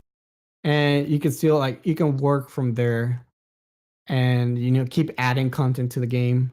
Although it's kind of it's kind of hard like balancing that out because it could just go either way. Yeah, and also how would like a second promotion work? For example, if you pick one promotion out of the two choices, will you be able to switch to the other at any point? Or Yeah, I are don't you know. stuck with like being a healer druid instead of a damage So druid? the only other game I know that branches out jobs because it's basically a job system. Uh, it's Ragnarok Online, which is a very old game. Yeah, And what they about it. do is, it was actually really funny how they managed that because after you get to like the third or fourth promotion, you can actually reset or revert into like into the first vocation that's like let's say it's a gnome vocation, Okay. and then like it would be like a super noob, like how on Rooker there's a guy with no vocation and we call them noobs, and it would just Calling go you. back to Rooker and it'd be like Mm. a super noob, like it would have like some traits from whatever job it Ah, had okay. before, Yeah, it's like kind of like a and but reset, sort of. yeah, and he would just keep expanding that way. I mean, I guess you don't have to do that way. You can also like branch out after that. Like you don't have to take the same Yeah. path you took before. We might actually talk about that next episode, Rugard. There's a few proposals. There's actually a lot of level hundreds and soon a level 200 on Rugard, and they want things added to that. And I wanted to talk about that, but maybe on the next episode though. All right. Yeah. It's Yeah, something let's do that that. could be interesting too. But I don't know if do you guys know that Tibia originally was based on D&D, Dungeons and Dragons? It was based on Ultima. I know that. I think it Ultima. was. I'm pretty sure Ultima it was Dungeons and Online. Dragons because there was a whole copyright issue, like how beholders are Yeah, now they had a called. copyright issue with they Yeah, had to rename them to Bone Lords, but I think that's about it. Like huh. they certainly copy some elements from D&D, I mean Druid but Paladin. So I guess it's common in a yeah. bunch of games, but it's also those are the classes you can pick from in D&D. But I was gonna say there's Mhm. way more than that in D&D too. You could be a rogue, you could be a barbarian, you could be a bunch of things. So those are if they wanted to keep in the same era as D&D, those are vacations they could look at also if they wanted to introduce a new one. 'Cause right now, sorcerer, druid, paladin, knight, I guess is split up into a bunch of different ones in D&D, but it's based similarly on the same things. Yeah. Anyway, that's another topic that go on Mhm. for a while. Adding a new vocation and going through the specifics like a rogue or a thief or whatever. There's a whole bunch of different things you can do with that. Yeah. Like a bard. The bard, yeah, That it's just buffs your other vocations. there's It's a so many knowledge job. instruments in the game. I would love if they added a bard and you just carry around like a You would banjo with actually have you. sound in Tibia. And every time you play the instrument, your party gets buffed. So you just gotta stand Yeah. there, right click on the item the entire run. That'd That'd be be pretty fun. interesting. We have some instruments on Tibia that There's a Yeah, bunch they of just we have instruments, have yeah. that. we have the lute, which is like bards use a lot of. They always get Loot. picture Yeah. with a loot. Yeah. Yeah. I play D&D with my friends, my real life friends, and one of them is a bard. And it's very like every time we get into a fight, we have a bunch of us fighting, and he just comes out and sings a song to the enemy. And it's always a little bit of comic relief. I don't think it'd be something viable, but it could be interesting. The last proposal that I had picked out from for this week was the option to lock items in the NPC trade. This is something super simple. I don't think there's much debate on this one. It's just something I wanted to shed some light on in case Sipsoft ever gets around to this video and they're like, oh, people want this. Oh yeah, for sure. Like, there's some times that you have an item that's and you don't want to sell that. For example, Rift crossbows. Yeah. Like, I have a Rift crossbow on my backpack all the time that I use for bosses and whatever. Yeah. And every time I go to a street, I gotta be extra careful not to sell it. Dude, Because as a knight, leaving Farmine, I take off my Zoan helmet, and every time I go to Mhm. Ezric to sell all my loot from where I was hunting in Farmine, I almost accidentally sell my Zoan helmet every time. Oh, And, Sauron like, Have you helmets guys ever too. done it, or are you just Oh, really careful? I've never done There's it. also like on a rock in the hard place in Yeah, in he buys Rare your Beach. armors, like the what's it called, the ornate chest plate. Oh yeah, He buys for that sure. shit. Yeah. Oh And god. if you have like an I would extra one cry. on your backpack, you gotta be real careful about that. Yeah. So Yeah. this person, Victor Lioncourt, he suggests having an option to lock an item, which would be simple. I guess you just right click an item and it says add, like, we have already a loot list, so we should have like inside the loot window in the encyclopedia, we should have an option to lock items to make them so we can't sell them. I guess that would be a pro and con. I guess it'd have to be like individual items, because if you loot a Zoan helmet and you want to sell that one but not the one you're wearing, then what do you do? I you think should there's just an be able to option. lock like an item in a backpack specific or item. equipment. Yeah. That It actually doesn't have to be like all of that one item or whatever. Yeah, that'd also be good. So you can like the second poster says, also from throwing items away from backpacks. So you would lock an item, and from there you can't sell it or move it out of that backpack until you unlock it. That could be a solution also. Yeah. It just like locks the item in place. And I wanted to add to this proposal, when you're like, I don't know about you guys, when I'm selling to the Yazir, and I got like 100 different creature products, but I've got one of each. And you gotta like click on the item, click on OK, click on the next item, click on OK, click on the next item, click on OK.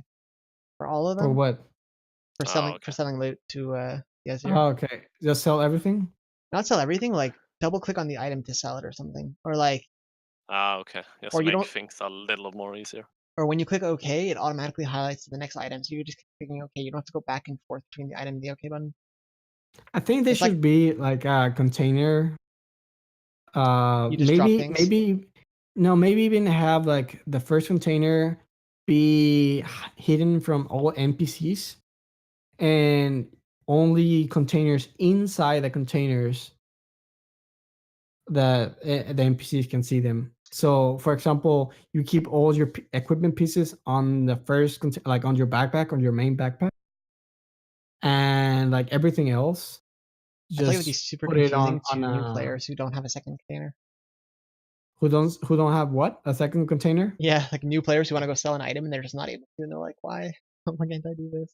Well, alternatively, you can like make a backpack that is like you can hide stuff on that back. That is, you it's like a ghost backpack.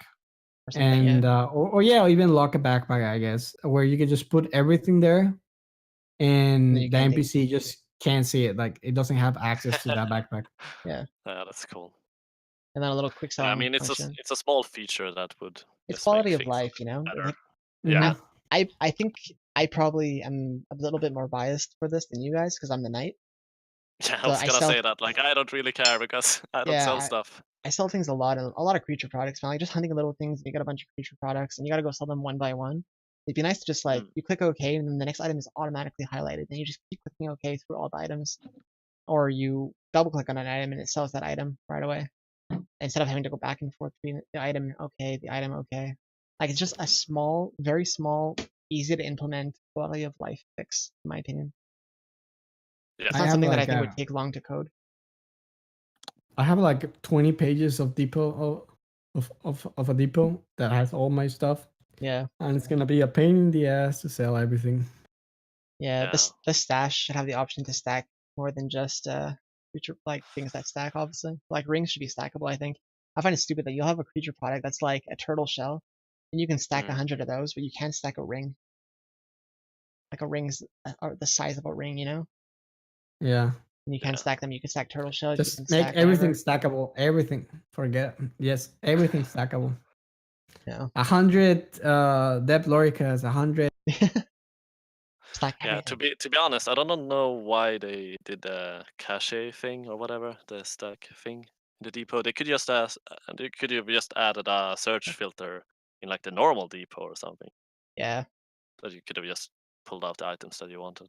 Spend 2 I hours selling guess, loot yeah. instead of playing. That happens, dude. Every like 2 weeks, I gotta go sell loot, and it takes me like a while because I have all my loot that I just throw into a depot, and then I gotta go sort it based on NPC. I gotta sort my Digens. I gotta sort my Reshit, my Azir, and like the selling loot part is not the hard part. It's sorting through all the loot you've accumulated over the past 2 weeks.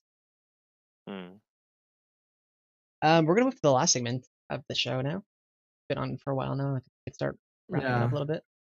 The last thing is just we wanted to shine some light on the Reddit community. Now we've done Tibia, we've done Twitch, we've done I guess basically those two, Tibia and Twitch. And I wanted to talk about the Reddit community. So I don't know if everyone knows about this, but there's a Reddit subreddit, Tibia MMO, and I just wanted to go over the top 3 posts at the time that I looked, which was a few days ago. So the first one is an image of a Hydra wearing a royal helmet, a warrior helmet, and a Medusa shield. The person who posted it was Vlar2, and his title was Booty and the Beast Hydra. And I thought this was Oh, funny. that's amazing. Yeah, I thought this Yeah. was funny. That's art. And Oh, he's wearing like boots of hidden haste also. cucumber. Oh, yeah, Right boots of there. haste. Yeah. Is there a cucumber? Yeah. Where's the Like mine? cucumber? Behind the tail. Below the Oh tail. my god. Oh god. I didn't see that. Oh, nice. Why is that the first place you looked? No, dude, Yeah, I Brom, swear come on. somebody else put that on Reddit Okay. comments. And I Sure. swear I wasn't. I mean, there's I see what you did with plenty the of other cucumber. items over there that they're not up here, like night That's funny. legs. I didn't see that. Yeah. I was wondering But it sounds weird that they put a cucumber right there. Yeah. what creatures do you guys think would look funny if you saw them wearing their own loot? Oh god. Oh, The I mean, it's quickest funny when you answer. think about it. Like, you don't really picture them. Like, oh, why are they carrying light armor? Yeah. Carrying this. Yeah, like what What's drops up? night? Yeah, like the Hydras drop night armors and things, and I Yeah. wouldn't I see guess them wearing that. diabolic imps, because I mean they already like really weird creatures, and having items on them that would make them more ridiculous. It's like seeing a demon walking around with golden legs and a demon helmet and a MPA. mastermind shield and MPA on. Yeah, I don't know if that'd be scarier or less scary than what a current demon looks like. That'd be really cool, like Seeing humanoid a full kind on of set, with like his own set. That'd be cool.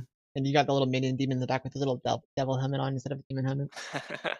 Oh I guess yeah. they don't drop Yeah. demon helmets, right? That's just the best. No, they They drop devil devil, devil helmets. they'd be wearing that instead. I'd be interested if there's any Redditors watching this. If you guys want to put more artwork like this, I thought this was really funny. Just more Yeah, like it's more actually visualizations. hilarious. I Yeah, would see more. I would want to see more things like that. I might more. draw myself. You should, man. There's You're a good another artist. You should do picture that. of him, Mm. like he made another This user? like that. Should Yeah, I that user turn made it off for now while I go look for it? No. We just like talk about it next week. I I don't could know. do that also. Yeah, that's a good point. The second picture, the second Reddit post that I wanted to talk about or show was this guy who's I don't know if you can see it in the picture. Let me try to zoom in here a little bit. Not working at all. Basically, he just got level 100, and in his name G Days. He says it only took him 15 years to get level 100. So from there, I wanted to ask you guys: do you guys remember getting level 100? Hell yeah. Oh yeah, Yeah, I think everyone remembers their first 8 100. years ago. 8 years I ago, mean, So yeah, so it only took me 7, huh? 7 years. oh, nice. I think it took me like 2 years. You have it posted in your character description, right? Crisp? What? You have it posted in your character description, I think. Oh yeah. What, me? Yeah. You have like all your No. levels, your magic level. Yeah. On my druid, yeah, but this wasn't my first main. Oh, okay, yeah. True, you played another character. Yeah, Chris, your paladin was Yeah, your I first used- character, right? No, my first character was a knight. Ooh, okay. So yeah. You still Yeah, have he it? got dress cool trap. Remember? Oh, true. Oh yeah, exactly. It was on that It was character? It was that character. Oh, wow. Yeah. But I remember. I think everyone remembers their first level 100 because even now, if you're new to the game or not even new to the game, if you get level 100, even if it's not as special now as it was before, it's still a little special because it's I still mean, like a is I'm proud of the this first guy. time like you your reach own personal triple achievement. digits? Yeah. My first character, I got him to level 73 or 76 or something, then I quit for a while. And then like a couple of years later, I was like, you know what? I should go get level 100. And I rejoined and I got 100 and then I quit again for like a really long time. And it felt like a big accomplishment back then. Then I started Fearless Barbarian, my character that I'm playing now. I rejoined him. He was already level 72. I got to 100 in a week from there. And I got from 100 to 200 in 4 months. And then from 200 to 300 in another 4 months. But do you guys remember your first dragon? Honestly, no. I do, but it I wasn't feel on my kinda character. not sure. Photon says, I think most I people were AFK during their first 100. my cousin, he had a level 80 knight, and he was on Antica, by the way. Antica. He's yeah, he was high level. I mean, 80 back then was high level, Yeah. and we were doing the Bane, Elfen Bane. Is that the name? The one Eldermane, that's yeah. like Next up, Dendro. next to Abdendriel. Yeah. So there's a one dragon spawn, Yeah. and he was getting pounded by the dragon. Yeah, I mean, I'm sorry, I was there. I guess I remember my first dragon. It's not my first dragon, but Someone else's first dragon, like through association, yeah, is yours. Hmm. yeah. Man, I lived in Abdendriel, And my first character. And that dragon, like I used to impress myself every time I go kill it. I'd be like, hey man, like just random noobs in Abdendriel, hey, you want to go to the Alpha quest and go take them so I can kill the dragon in front of them? Dragons used to I be so scary before, though. Yeah, dude. there Oh. was something more scary than a dragon on Elven, and that's an Dragon Orc Lord. Berserker. Oh, the Orc Berserker, Oh, dude. yeah. When it was And lured to the stairs. Yeah. Oh god. I always remember used that. to bully people. Like 10 years ago, I would always like transform myself to a Orc Berserker and Oh, like yeah? run around the city. Oh, And I'm in every that. time they saw me on the screen, they would like turn that way, like, ah! You've actually got And an in interesting one character. of You got a character called the Elf, right? Who? You don't you have a character called? Oh no, that's Eric. Eric has a character called Elf. Yeah, You got a that's character Eric. called Dwarf or something. Bald Dwarf. Called Dwarf. Oh, okay, I guess it's not a Tibia character name though. Your Yeah, creature name? you're thinking of Eric as Yeah, like Eric's elf and psychic. all those. Hey guys, there's Eric's a psychic. player, a secret player that hits on the towers of Elven Bane that kills you. What? What? You don't remember that? Hunters? Oh, hunters. Oh my god. Oh. The, I remember my the first hunter, to be annoying, honest. So the annoying player that he would always and Dude. kill you. And why did this player kill me? I remember my first hunter. I was hunting stupid goblins in southwest of Abdendriel in Femur Hills. I was hunting little goblins, and I go up and I'm like, oh look, sheep. I start chasing the sheep, and a hunter starts killing me. And I just stood there like, Oh. what's going on? Until I died. I remember that vividly. Yeah. That was like 15 years ago. That hunter on Femur Hills killed me too, but it actually killed my brother because my brother was like, "Let me play with your character," and I'm like, Wait, Ooh, are you count account sharing? sharing? "Okay, And Oh. yeah, I count Got share any back in the Kipsoft day." members in here?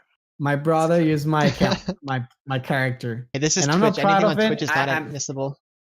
Dude, I regret that decision because he just went to Femur Hills And died. and he's like, "Oh, the hunter's hitting me. Don't worry, you have high skills.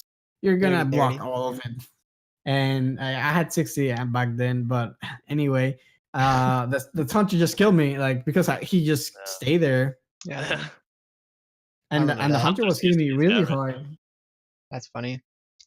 And hunters and I used to be dragons. scared of Fire Devil so much when I was lower level. Like Oh, for there sure, was one dude. specific Fire Devil that I would always like be scared of in Which my one? hunting route. It was in Fai's ancient temple. I would always go around there killing the orcs Oh, and dude, I just rotworms and went there everything. the other And day. Oh, yeah, Ancient always Temple, when And always when I went close to where he was, I was like, oh my god, please don't be lured, because this was at the time where I didn't use potions or anything. Even So seeing like I remember one time I just waited to see something on like the battle screen, and then when something came up, I was like, oh my god, run! And then it was just a rotworm. a It's raw like, one. oh god, like you would freak out so much That's before. funny. Like, oh my god. Oh yeah, because there's rotworms around it, right? Yeah. Is that very random like placing of that creature like Yeah, in it's like alone between there. rotworms? It's like it's Yeah. like forever Edron alone there. Edron back in the day was like when you would walk to the Cyclops. Cyclops was a really good place to hunt, even back then at low levels. And Mm. like there was always the hunter that would be lured in the forest. And if he wasn't there, it was when you went low enough in the Cyclops, someone would lure the fire elemental. And that fire elemental scared the shit out of me. Yeah. Oh, in they Cyclops. are strong. Yeah, like -3, I don't know why I was so afraid of them. I just assumed I'd die every time I saw it. But I was like a low level Mm. mage though.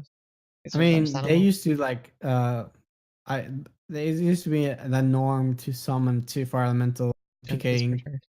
I mean, they still do so. It still is basically, but Yeah.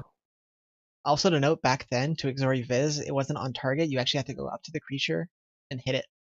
Like you had to aim at it with your Exori Viz and hit Oh it. yeah. You have to oh yeah, face right it with there. your character. So like you have to walk up to the scary fire elemental that's hitting you for 100 so you can hit it. I guess It Fire ain't Devil's probably easy. worse for that. Yeah. I have a screenshot Yeah, somewhere on my because they PC. run away. Yeah. Yeah, I have a screenshot somewhere on my PC of my first 100 damage with a HMM on a Cyclops. It was some good times back then. I thought one day I was hunting dwarf soldiers on my level 20 elite knight. Not even elite knight, just 20 knight. Yeah. And I didn't remember that they just added range to the strike spells. Yeah. And I was just getting pounded by Druid who just went an Exori Frigo. He just hasted, and I just couldn't get near him. Never. Mm. And he just kept spamming his strike spells, and he killed me super fast. I was low key super good as a mage back then. Like I was able to hit runes. I was able to hit people with Exori Viz, and like it was like I'm humble bragging right now, but today playing my sorcerer, I feel so like handicapped. I feel like I can't do anything. I feel like I don't know my spells well enough, and there's so much more going on in the screen to watch out for. I guess it's also a matter of getting used to it though. I gotta play a little bit more Yeah, it is often. for sure. I It's think just- it's harder to go from like a knight to a mage than a mage to a knight. Yeah, the positioning is a lot more important. As a knight, you just walk into a Yeah. room, you Plus stand plus still. your health. Like you must rely on your you need to be full health all the time as a mage. Yeah. That's Yeah. like Yeah. especially on low level. Like And no one else is that's why healing you. that's why I freak out like when I see a mage who has even died like 10 health. I'm like, bro, heal. You're gonna die. Yeah. Like you need to be full health all the time because anything can kill you at low And level. you have no one healing you while it's going on. Yeah. Unless you have a druid who's like really, really, really good with mass res. So.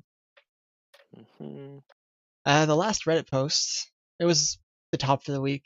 It was one of the top from Adriania 117. It's just a meme saying, "Damn, there's still people out there that play Tibia," and I thought that was pretty funny because That's my brother right there. wait, the guy in the Is it- picture or is that what it Vangora? says? Yeah. That's The- the, my he in the the picture Vangora. that damn there's people playing Tibia. He's still Yeah. amazed that people play Tibia.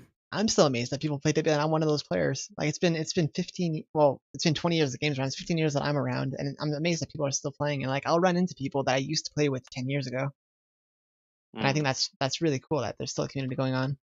So I understand the meme saying like, "Damn, there's still people out there that play," but I think it's nice. Like that's the whole point of this talk show right now is to bring light to the communities, to bring light to Reddit, to Discord, to the Tibia forums and Twitch to show that there are still people that play. There are still people like if you're looking for people to talk to or to play with, there are people out there that you can reach out to and play with. It's not I don't know if it's a dying game or not, but it's a game that's still going.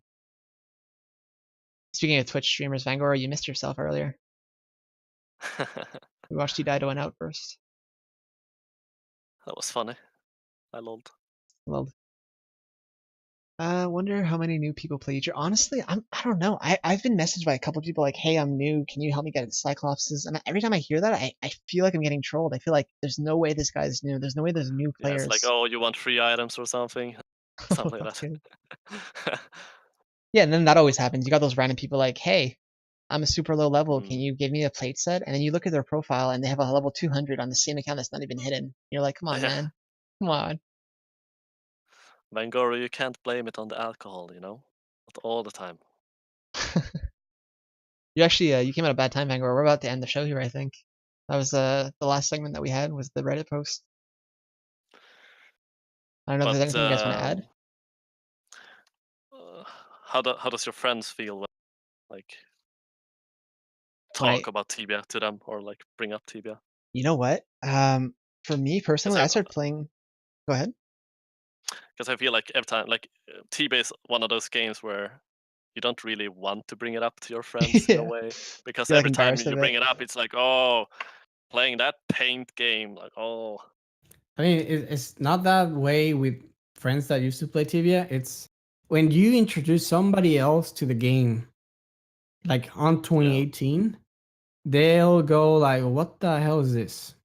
Like, yeah, they start the entrance at the temple or downpour or whatever, and then like, what the hell is going on here? And they see these characters move like slowly, and they just like they freak out. What kind of game is this? And they don't understand. And why would you play this game? They tell me, why would you play this game? Yeah, And I I'm think, honestly, I just keep thinking about it. Why am I playing this game? yeah. And Well, it's also funny because, for example, me and my friends, like my cousin, for example, he was always like, "Oh, Tibia, like, stop. Look at that game." Like, for years, like, "Oh, stop. It looks like shit. Like, come on, let's look at a game." And then eventually, one day he was like, "Oh, I might try Tibia." So I helped him, and like I played with him a couple of months, and he was like after a while, he was actually like, "You know what? Tibia is actually pretty cool." Like, and he said that after like years of complaining, like, you know what? And it was actually kind of amazing. dude, I've never had any friend like I never convinced anybody else to play Tibia that hasn't played Tibia already. Every No, single one of my and I real mean, life I I've tried. friends didn't has even tried it. convince him. He wanted to try it, and I was like, "Sure, I'll help you if you want to." And he started playing. So that was cool, but Yeah, I just want to answer a couple people in the chat before we end this. mm, Who said that, Chris? I didn't hear. Steph's asking a question. who said that? Crisp? I didn't hear. What? Well, I'm gonna go to Termo's question. He said, "When you meet people or get a girlfriend, do you tell them you play Tibia?" I have a girlfriend. She's in the other room, trying not to make noise. She tried Tibia for a little while actually. She got to level 40 or so on a night, died, created a new character, got to level 40 on a druid, and then stopped playing. But she's totally okay with me playing the game. And I think, Yeah, of course. Why not? yeah, you've had no problems with that, Chris. I think. No, not at all. And my real life friends, I've had the same friends since elementary school and high school. Like I met my friends in grade 4 and some of them in grade 8, I guess. And they're the ones that introduced me to Tibia. They played before me. We all joined, like they started in like 2004, 2003. I started in 2005. And those same friends have been on and off with me. Like when I came back in December in 2017, they came back with me. We all played together, and then they all ended up quitting again, and I'm just here alone. Like none of my friends play anymore. But like Yeah, the guild I founded, I founded it with my real life friends. We were 4 of us, and then I'm the only one that's left that's still playing from those guys. feels bad, man. Right? I It's keep trying to okay. convince them to We're come back. here. Bromsson met one of them. He met Hippoheg, who was a vice leader in academy before, and I've been Mm. actively trying to get him to come back and play. I chose Tibia over my friends. How can I make profit if I go deal real? If I do real Tibia, right? Yo, it's Right. dangerous out there. What server do you play? I play, well, me, Bromsson, and Krisph, the 2 guys on the call, we're all from Gladera right now. Hell Yeah, yeah. I'm still trying to get one of my friends. His name is Deucephus in the game. He was a vice leader also. He said he'll probably come back in the winter when he doesn't feel like going outside anymore.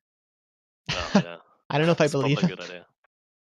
But I'm hoping they come back. I find there's like I have you guys that I talk to. I have my guild. I have a bunch of people that I play with. But I find it's different when you're playing with people you met online and people you know in real life. Like I feel like the stories transfer to real life, whereas when you're talking to internet friends, it's revolving around internet. So it's a little different. But I don't know. I've met so many good people in this game. Like in Academy, I find it's such a nice guild and ball dwarfs and everyone. Like I don't know. There's a lot of good people in Tibia. I'm happy to have played it and have met everyone. Yeah, and I've met nah, same here. Like a lot of amazing people in the game, and I've actually met them in real life as well. Some of them. Really, Yeah, like some friends I've met in like real you from life, Tibia. and it's just great. Yeah, back in 2007 when I was like 15. Oh man, I had to lie to my parents about that. I had a friend come visit me from Michigan, and he picked up another friend in. I'm from Montreal. He picked up another friend in Toronto, and the two of them drove to Montreal to meet me. I had to tell my parents like, oh yeah, these two guys are from my school. We're just working on a project or something. I'm sure my parents didn't believe me because I only ever met them once in my life. I never mentioned them again. And I was like 15, and they were like a lot older than me, and I'm French. Like I live in a French neighborhood, and they weren't French at all.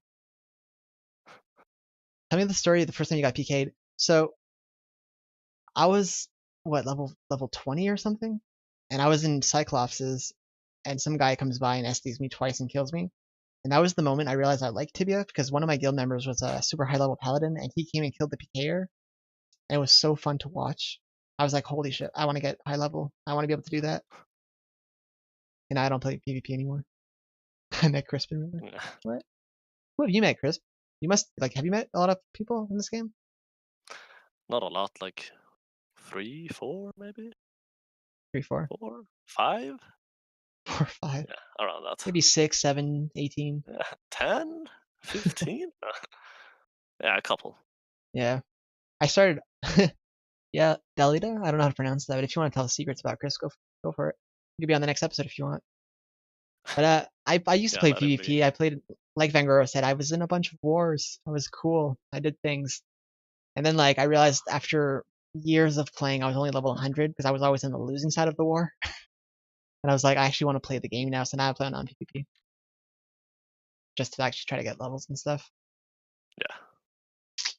But I don't know, I'm having fun with it. Yeah. We've been at this for like 2 hours now. I think we're gonna call it there. We'll save some 2 material for next hours? week. 2 and Maybe a like half, 3? something like that. Yeah, I don't know. 3 hours. We'll see the video after. For whoever's watching, if you just tuned in or if you want to see more of this, I'm gonna post the video probably on YouTube, and it's gonna be available on my Twitch channel also for a little while. I'm gonna start a YouTube channel for us. If you guys liked what you saw, you can come visit us on Reddit. I'm gonna make a post there. I'd like criticism. Like 5, You like like it? 3. Mm.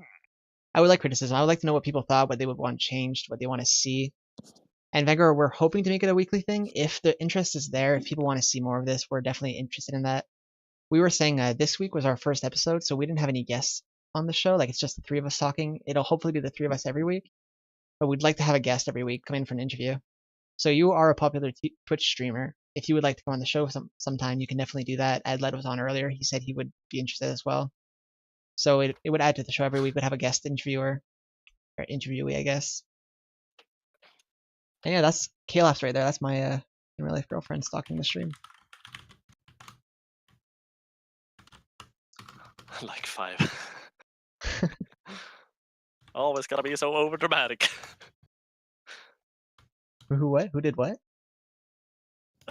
Caleb Okay. said like 5.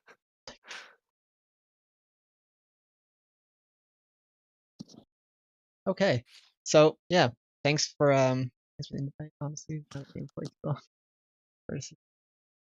Yeah, so thanks for coming on the show. First of all, Krisph and Bromsson. It Well, was really thanks fun for talking to having you me. guys. A Yeah. lot of good conversations. You too, man. And hopefully you guys will be back next week. Same to the viewers. Thanks for stopping by. I don't really know how to end this, so I'm just gonna play some music, put a little outro thing, and close the stream in 10 minutes. Sound good? Sounds good. Thanks, guys. Thanks again. We'll talk soon. All right. Bye. See you Take guys. care. See you stream.